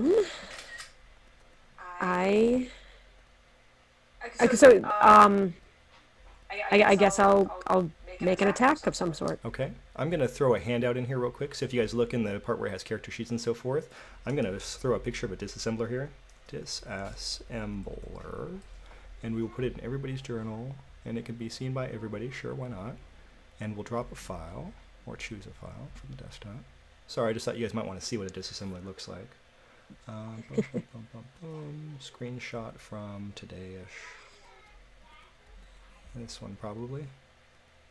Nope. Come on, I know what year it is. Do some weapons use speed and others might? Or Yes, ranged weapons use speed, and okay. physical, like melee weapons, use might. Gotcha. Can you guys see the That's picture of the disassembler? Is that showing for you? There's nothing in there. Yeah, there's a window, but no image. Pain.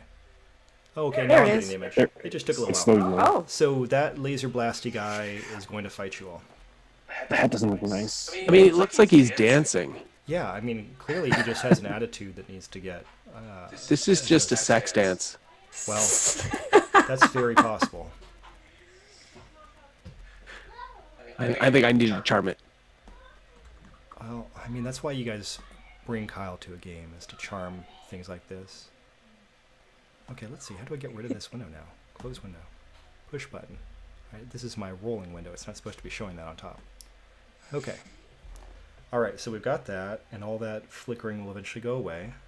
So we know where you guys are at in terms of initiative, and Zan's going to do some sort of attack. Did you decide what you wanted? In terms of, Like, what kind of weapon do you have, or what would you use to attack? yeah, and that's something I was just looking at. You have this really well filled out.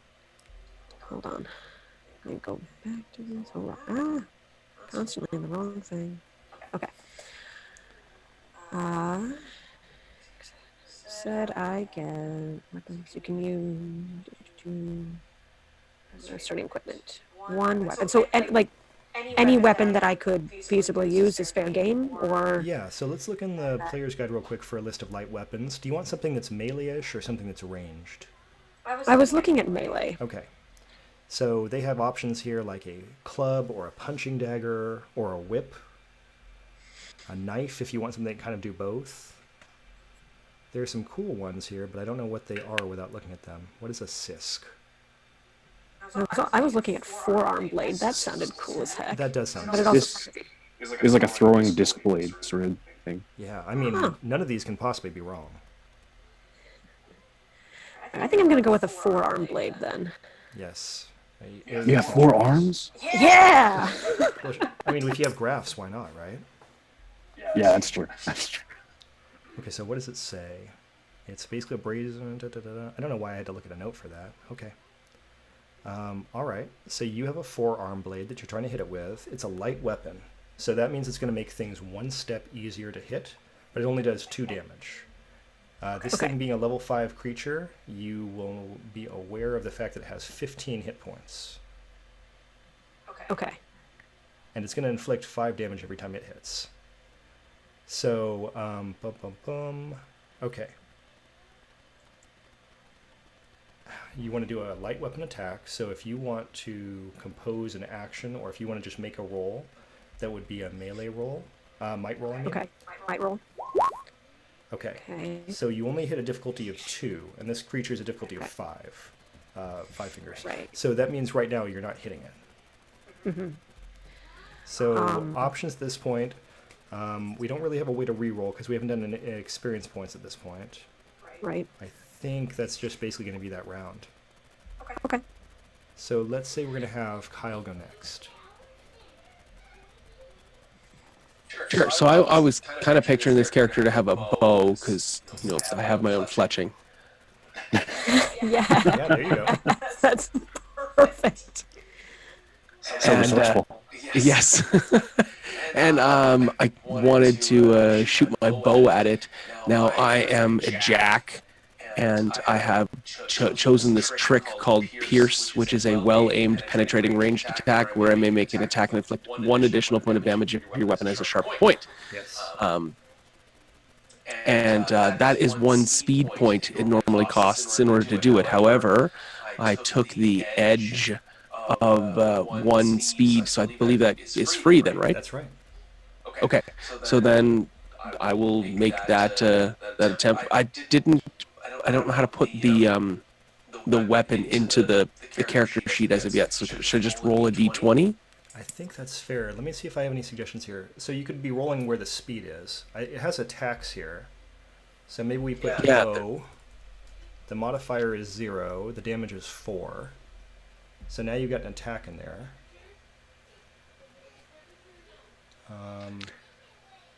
Yeah, because you're not trained with medium weapons, correct? That would be. Yes, I am. As a jack, I'm trained with medium weapons. Is it trained or Practiced. practiced? Yeah, so that means you don't take any advantage or disadvantage with it. Right. Yeah. So you just don't have a skill there. I know it's a weird thing, but practiced is. Yeah. No. I remember that now. Yeah. It's like you're not. You've been doing it for a little while. Right. You don't suffer any disadvantages from it. Right. So you've got It's a level 5 creature, and right now you've got a flat speed roll to hit it. Okay. But I want to suggest that my character is actually behind it, hovering or up on a hill or something like that. And due to that, it should only be a difficulty 4 for me to hit it. Yeah, so that would be getting an asset based on positional stuff. You know what? I am fine with that, because after all, this is how we're going to learn to play the game, so let's do that. Yeah. And then, I don't know where Knitnack's character is, but is Knitnack character, is your character going to be like right up in its meat and mod trying to smash it with something? That's what I was trying to figure out, because my might pool is higher, but I don't have edge. I have one edge in speed, but it's a lot lower than my might. So I'm not sure what would be better there. Well, you can do it I think I might just... Sorry? You could do whatever you want, and then when you get to the next tier, you can always get yourself a might edge if that's something you really want to have. Yeah. Yeah, I think I'll be up in its face with the pole armor spear. And so because the thing is distracted, does that also, like, how many assets can you take in a given situation when I'm trying to, barter with you to reduce the difficulty on hitting this thing? Right, so you max out at 2 assets on a task, so you could be taking 2 assets here. Perfect. Yeah, I'm going to go with that because it lets me do something next round, so this sounds good to me. Okay, cool. So I will roll my d20 on my speed check. Right, and now we're trying to get a level 3 or more. Oh, and of course you'll just do that instead. Nice. Whoa! Okay, so are you going to do something gravity controlling on it, or are you just going to take a lot more damage? Oh, okay. Which is the way where you get extra experience points? Like, is that one of those options you get for rolling a natural 20 as well? Not really. In this case, it just means that you're going to be able to do something to it based on your abilities. Right. So the major effect, could I say, instead of doing extra damage, could the major effect be when I hit it, it bumps into Knitnack's character, and there's some sort of fusing between the two, and part of the creature, it becomes part of Knitnack? If that's something that Knitnack wants to have happen? I'll take new parts. Why not? Yeah. Yeah, that's I literally fuse with metal. Why not? That's a good question. So typically when you do roll a major effect, you focus on your focus. I don't, again, really have a problem with that as being an idea. Yeah. It'll be a build-up for Knit. So let's see what happens with their characters. Fuses flesh and steel, major effects. They suggest making a immediate attack against that foe, dealing additional damage. That's kind of neat. Let's go with it. So what's going to happen here for Knit is Knit's going to get an asset on this creature and attacks against it because you're going to download some of its programming. Oh, that's awesome. Dope. So perfect. Okay, so And you've done that. You did 4 damage plus 1 for your Pierce. So the downside is this creature is basically just a big ball of armor. right, of course. So it's actually going to take 1 damage total at this point. That's okay. So that's okay. Yep, we've got all that figured out. And we are now on Knit's turn.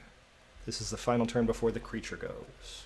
I had a quick question about weapons. Like, is there a mechanical difference between a 2-handed weapon and a not 2-handed weapon? Typically, 2-handed weapons are heavy weapons. But if it was something that was lighter and, like not as heavy hitting, not really. Yeah, because I'm looking at pole arm, which says often uses 2-handed, or spear, which can be also used at range. So a spear seems better just from... Yeah, and It they're just both seems listed as better, medium right? weapons, so they're going to be just fine Yeah. no matter what. Okay, so yeah, to be determined character's name will attack with the spear using the new information they have downloaded. Yeah. And are you attacking? You're not attacking at range. You're attacking close up. You're in this thing's face. Yes. Okay. Mm-hmm. So you have an asset based on that, and then are we throwing anything else on top of that? Right now we're at a difficulty 4. Let's see.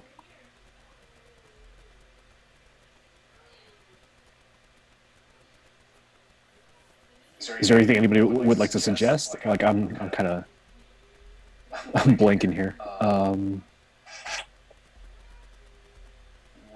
think 1 asset's good enough. Okay. Why not? So you've got the 1 asset, so you need to roll a difficulty 4, which is a 12. All right, so just roll straight might. Yep, it's a might roll in this case. Yeah. Nope. Okay, so you needed. Well, let's see what we had here. We had a roll of 3. Oh, yeah. So that wasn't bad. For some reason, you put the difficulty as 7. This is like a weird composition here for this roll. Okay, so you rolled it. Oh, I forgot to fill out that difficulty section. Okay, that's No, it's good. Just, my bad. yeah. Okay, were you spending effort? Was that something you had planned to do? I had not planned on it, but in retroactively, if it would help, maybe. Well, because if you were spending Oh, no, effort, I don't it have- would have worked. Yeah. Yeah, so, like the action composition, just it shows trained and it shows effort spends on there. Are you trained in medium weapons, or are you just practiced in them? I think I am just practiced. It says I can use without any Yeah. penalties. Right. So unless you feel like you want to spend effort on that, that's just going to be a failure. I don't know. What do you think? Yeah, that's fair. Failure's fine. Okay. All right. Yeah, I mean, it gives you a lot of stuff here, but it looks like you got to fill out all this stuff. Otherwise, it gives you weird results. Okay, so I'm a big, mean metal ball, and I've got to attack someone at this point. And I feel like the person that I would want to attack is probably going to be Knit, because he's right there, and he's also made of metal. So it's the kind of thing that I, as a disassembler, would like to disassemble. That's fair. Yeah, it sounds right. So this is a level 5 critter, and its combat action is going to be trying to disassemble you with a disassembler beam and tools. So this is going to be like the Matrix, all those bad guys in the Matrix. It's basically just going to try to pick you apart. Okay. So the difficulty is a level 5. You could try to Oh, avoid the this. squiddies from the Matrix? Is that what you were referencing? What's that? The squiddies from the Matrix? Right. Okay. Yeah, it's going to basically try to like pick you apart like one of those guys. Okay. So if you want to resist it, you could be trying to move, which is going to be speed, if you want to make a speed roll to avoid it.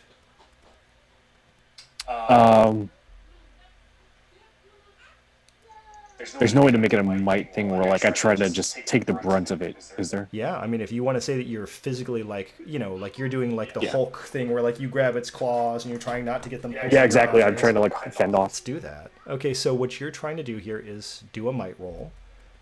You can spend effort on it if you want, and it is a difficulty of 5. Difficulty 5. Because what's important here, Hans, is that you don't roll dice, right? Yeah, It's us that roll the dice all the time. So, okay. Right, so a defense in this case is active, and you guys are rolling against something rather than me rolling to see if I hit you. And there's nothing to be trained for in this situation, correct? If you were trained for might defense, that would be the skill we'd be using. For my defense. I'm not sure, so I'm just going to say no. Probably for now. not, but yeah. Could we say that part of his knowledge base is what the attack of the creature is going to be like, and that would give him an asset to reduce the difficulty down to Yeah, sure. 12? Take the asset on that. So you're shooting for that roll of 12. So difficulty is still 5, and I'm rolling might. Difficulty 5, but plus 1 asset if you want to put it that way. Right. Plus 1 asset. Okay, there we go. The fun part is always waiting for roll 20 to refresh. Okay, all right. So it didn't work. So Bye, guys. now here's where you take a whole bunch of damage. So a disassembler is going to do 5 damage as it attempts to disassemble you. Oh boy. So you are going to take that off your might pool. Oh, take the meaty bits. Leave the metal bits alone. That's right. That's right. So we've got that part done with. And we would reset to the top of the round and then do another combat round like this. So, Zan, what do you want to try? I am going to. I'd like to try to distract the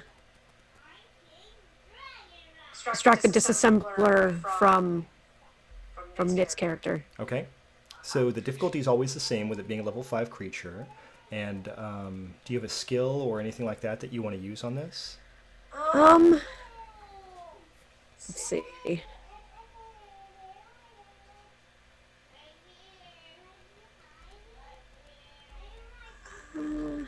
I don't think so. I have imaginative solution, but I'm not sure that would really work in this maybe. scenario. Let's see. Imaginative solution. Could I? I can apply a level of. When I apply a level of effort in any intellect task, I can gain a free level of effort. So it's that kind of like. Well, this is definitely an intellect test you're doing. So if you want to use that right now, you could use that. Okay.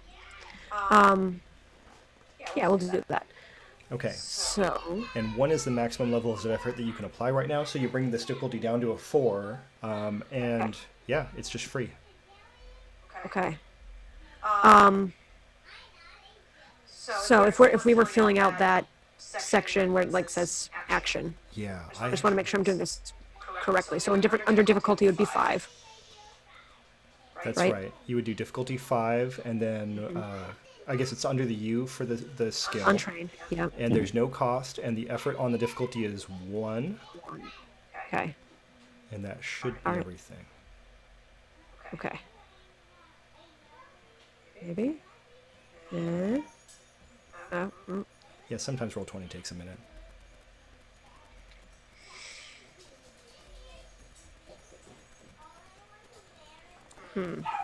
I know, usually you hear a boop and then something happens. yeah. Well, maybe not. Maybe you really want me to be disassembled so you get those sweet spare parts. That's right. That's what's probably going on. Do you want to try pushing the button again and see if it just... Oh, there we go. Oh, hey, Yep. look at that. It just didn't do it. It's going cool. really good. Nice. So what are your effects here? This is the one where you get to graft things, right? So Right. So with a minor effect, the suggestions are an upgraded body part is especially effective or efficient at this particular task. I gain an asset to similar actions involving the same task later. It seems. So what I'd like to do is have this be. Let's see. Pulling out some sort of like piece of technology or something real shiny that this disassembler might feel like disassembling instead of its character, and kind of Ooh. like flash around like, here, hey, come get it, yeah. in hoping that will continue to hold its attention as it goes forward. So it sounds good to me, and it feels like, in this case, anybody who's trying to attack this thing is probably going to get the same asset because it is going to stay focused on you now. So you know where the attacks are going and what's happening there. So, good. Yeah, that's real effective. Let's see, Kyle, do you want to take your turn? Sure. So I think that I need to reload my bow as an action.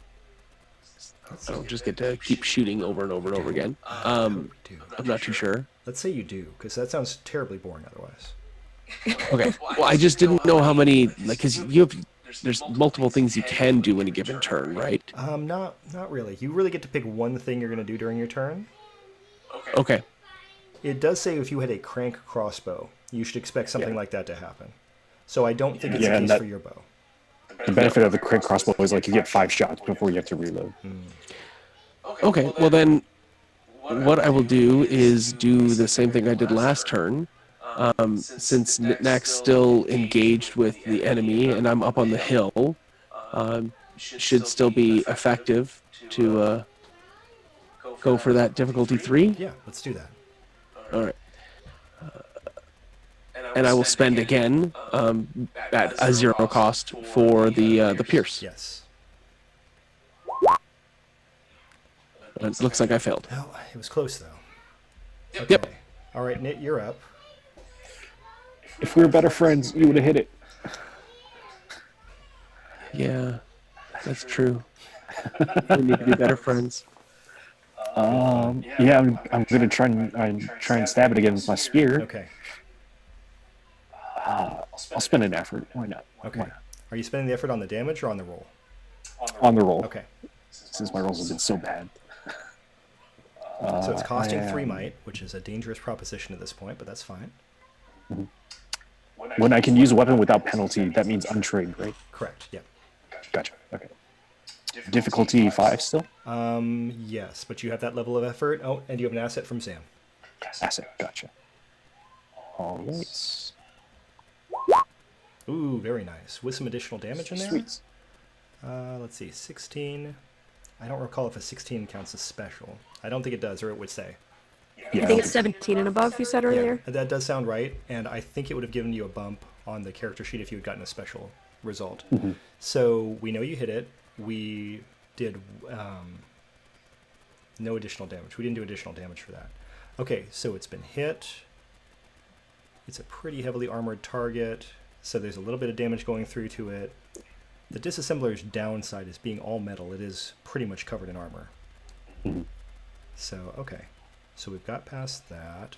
I'm going to say right now, I'm going to lower the armor on this thing for purposes of this fight to keep this from being like an interminable battle, especially since we're using all medium weapons. So let's say this thing has an armor of 2, and we're going to take it down to now having 3 from Kyle and 2 from you, so 5 points of damage so far. So that's a third of its damaging points that it can take.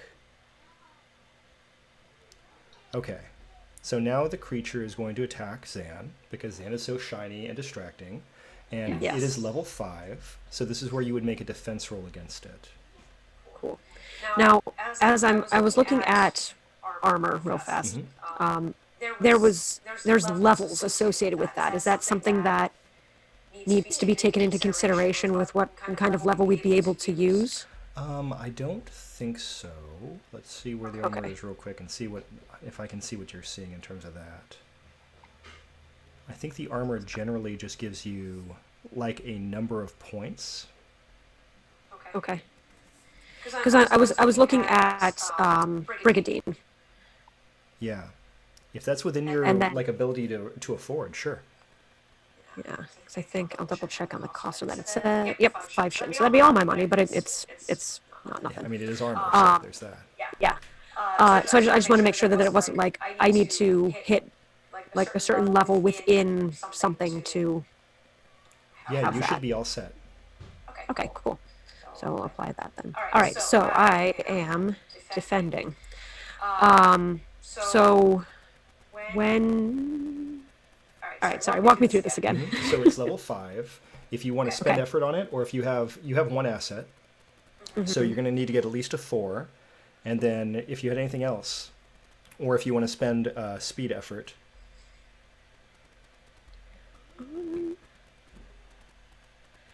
I will not spend effort and see what happens. Okay. So I have the one asset, and that's it. Yeah. Okay. Okay. And that's a speed to get out of the way, That's right? speed to get out of the way. Okay. Ooh, very nice. Very All right. nice. So you get to throw a minor effect in here, which we already did once, right? I mean, Yeah. you're doing really good against this creature.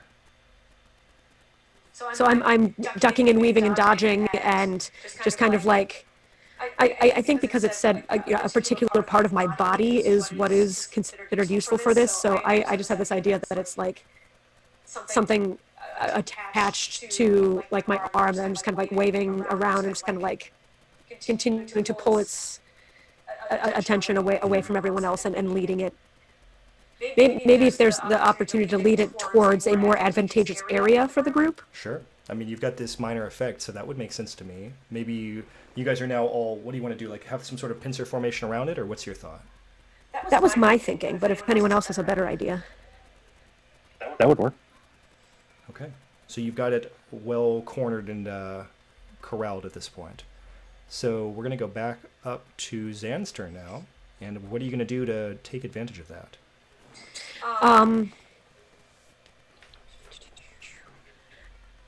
As I'm continuing to distract it, can I make an attack at it? Yeah, sure. Definitely.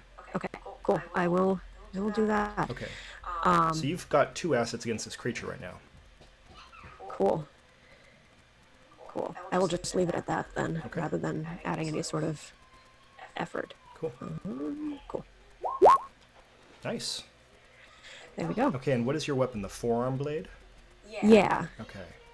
So here's a suggestion for you. If you want to put might effort on this, you could do extra damage. You would do 3 extra Okay. points of damage, because right now your forearm blade is going to even out at doing 0 damage on this thing. Okay. So with that, remind me how effort You is bring your might spent. pool down 3, because you have no edge there, so it costs 3. Right. And then you will do 3 damage on this creature. Okay. Cool. We'll do that then. Okay. And that is going to significantly increase its ability to be damaged, so it's getting pretty damaged at this point. And am I correct that normally you would have to apply effort before rolling rather than after? I got to be honest and say when it comes to damage, I've let people apply it after a roll because I feel like it's kind of a pain to apply it before a roll and then find out you miss, but Okay. personal preferences, I guess. Sure. Kyle, you're up. Sounds great. I'm going to take one of my favorite arrows and bid it adieu. I'm going to spend effort on this speed shot, and that should reduce the difficulty down, right? Yep, and you have 2 assets. Okay. So to put it into the action bar here to generate that, how would I put effort in at 1 and you can either spend effort to increase the damage or lower the difficulty, That's right. And if you hover over the input, it shows you which is which. Right.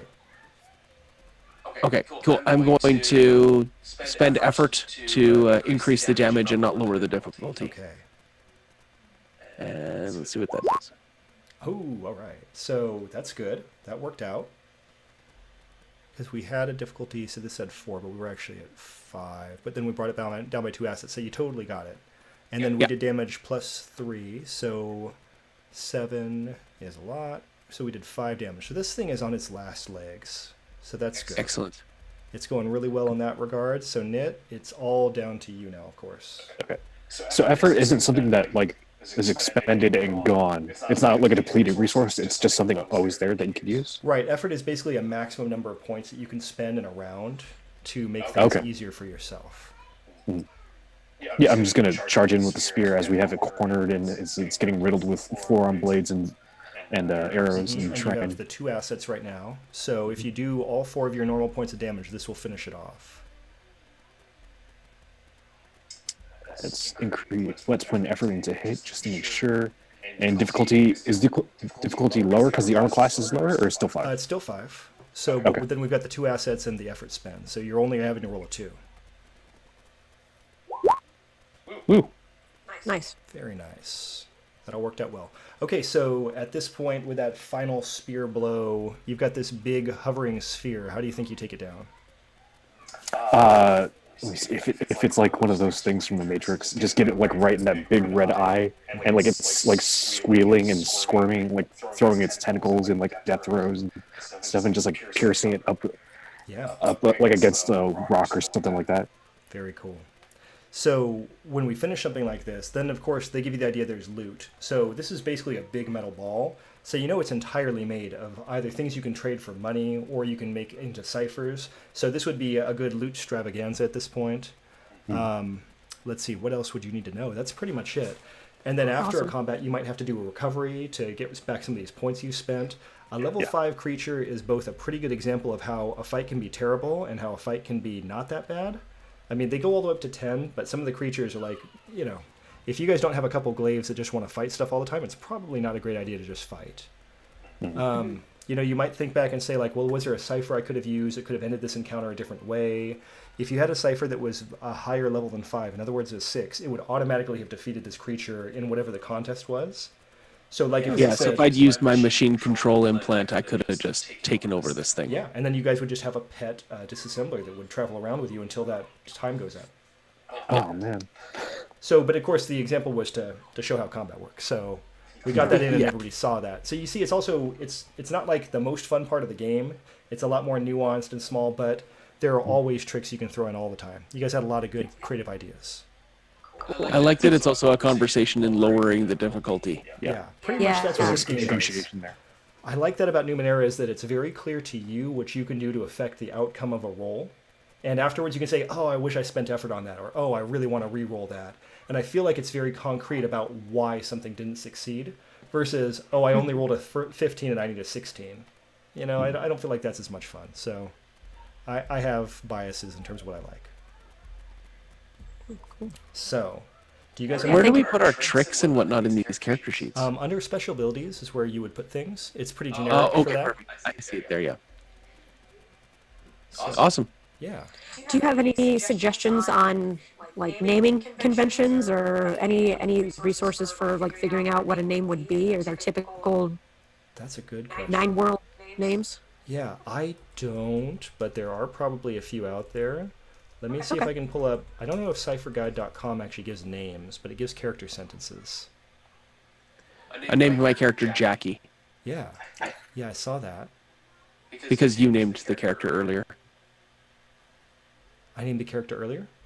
Yeah, you did. You're like, that seems like a Jackie thing to do. Oh, I see. Got it. And I was Yes. like, all right, well, I'm naming my character Jackie. Thank you. That's really good. Appreciate you using that so well. Let's see. Nope. The cipher guide just gives you character sentences. I don't know if there's anything like that in the book. Like if there's like a cool name generator or anything. That would be nice if there was. Realizing the ninth world. Let's see. Adventure ideas. Villages. Oh, I found a name generator. Oh, nice.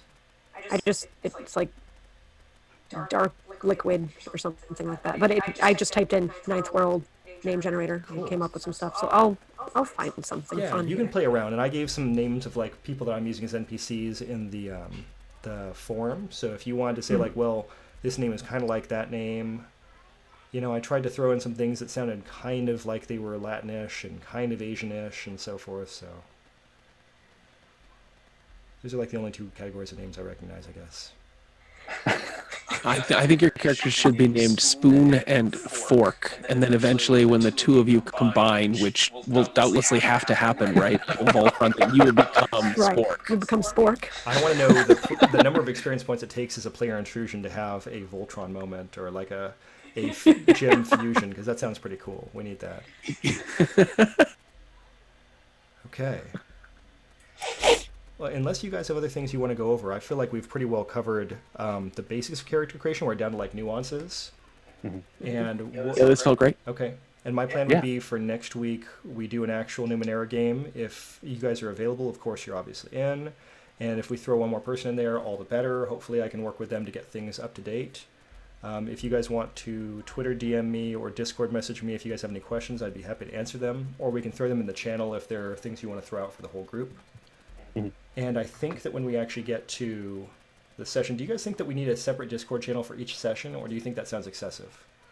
That seems a bit excessive. Okay. What might better be done is create a new category for the Numenera game with a couple of subcategories in there for like history, game synopsis or whatever, so that people who are not caught up on whatever it is can see what's going on there, or just like structural stuff. And then like certain sort of groups that went on one mission can adopt one of those open channels for a while, and then like after a while when it's stagnant, other people can just fill that space. Okay, so I put in a game recap, and what was the other suggestion for a channel? Or just because it says currently text channels, Yep. and you have one for past games. You could just call one Numenera and then create some sub ones underneath that. I could create a category. That's not a bad idea. I wish I remembered how. Yeah, and then it just organizes things for people who are not involved. They can mute the whole entire thing, and Yeah.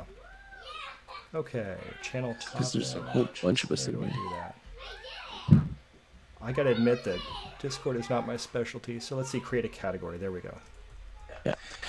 So that could be just something that could help us with scheduling, and I could ask some questions there more specifically and pointedly. And once Zen and Nitnak have determined their character names, we could talk a little bit more about the history of these characters and how they get along. Okay, so But it seems like they fight really well together. Yeah. That was pretty good. yeah. I mean, none of you guys are super I fighting. say, yeah, looking down at my exposed meaty bits. That's just your shirt. Yeah, exactly. Okay, so I've My got a red shirt. recap channel and a chat channel in here, I love it. Yeah. and let's see, maybe a scheduling channel. Do we need that? Probably not. I'll just stick with those two. You guys let me know if Yeah. we need more than that. Okay. No, this looks great, and then also just like helps know who's playing when and what's going on and what your situation is. Yeah. Sounds good. How is this an ongoing thing that you want to play pretty consistently for the next little while? What's your Yeah, my goal is to hit the next 4 weeks on Sunday, and we'll see how that works, because one of these weeks coming up pretty soon is where daylight savings time hits, and I don't know who all that affects. Probably at least me and Nit, if not anybody else, but I don't know where everybody else is time zone wise. I'm in Calgary, so it's mountain and I'm Eastern, so it affects me, but Is Calgary in Eastern time zone, or? No, I'm in Mountain. Mountain. Okay, I heard that. I wasn't processing it. Got it. Okay, so yeah, do you guys get daylight savings time? Yes. Yeah, we're not Arizona. We it's just adhere to Arizona. the rules of the rest of the world. Okay, got it. Arizona's a strange place. So strange. That's fair. So yeah, so I think March 10th is daylight savings time. Okay. But everything else Great. seems pretty normal. And so next week for sure, and we'll see how it all rolls out. And if everything goes good, we probably do it for a little while. And Welcome to the Party is apparently rating us for some reason. Hey, welcome to the party. We're totally just BSing about when we're going to run games later on. Yeah. So yeah, this was our prep stream to make sure I knew how buttons worked, and I didn't. But now that I do, we're going to do a Numenera game next week on Sunday, starting at 9 a.m. Pacific. And we've got all these lovely players who are going to join us and play some Numenera. I will say, I have just bopped over to the Twitch stream. I think the name labels for myself and Kyle are switched. That makes sense. That sounds like something I would do. And then the other question is, did I even put Kyle's name down properly where it has the right number of spaces and tavern tales and so forth? No, that's all good. It's great. Oh, okay, cool. So yeah, the downside is like now when I switch these and they're correct, that's like also where we're going to stop stuff. So that's like, Yeah, it's funny. this is very on brand for me. Get stuff right at the end, right when you're leaving. And do a transition. Hopefully everybody will have the right labels in a few seconds.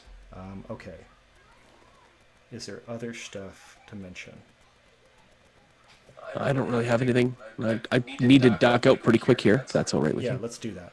Yeah, Okay. that's it. Everybody good? We will plan Yeah. on doing this again next Sunday. Thank you guys for welcome to the party. If you guys want to go ahead and exit the Zoom chat, I'm going to take a second and see if I can find anybody to raid to throw this over to. And then Cool. we'll be Sounds all great. set. Thanks, Hans. This was fun. Okay, thank you Thanks, guys. All right, welcome to the party. You guys have any ideas of where we should be headed? Because right now I am seeing high rollers, and that's about it that I see on my screen.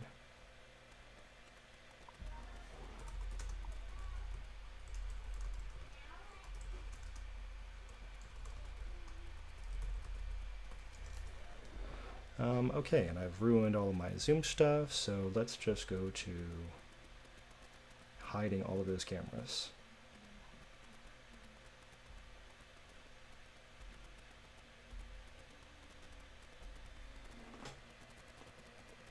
This is really, really disturbing, and I'm sure it will go away in a second, but okay.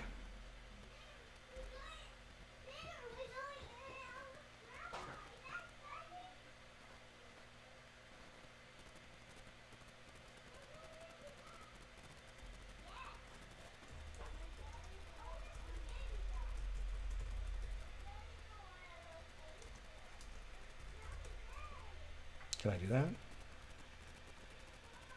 Hopefully that's the right channel. Okay guys, we will figure out if I know anything that's going on. I appreciate everybody who came to watch for any period of time. Thanks.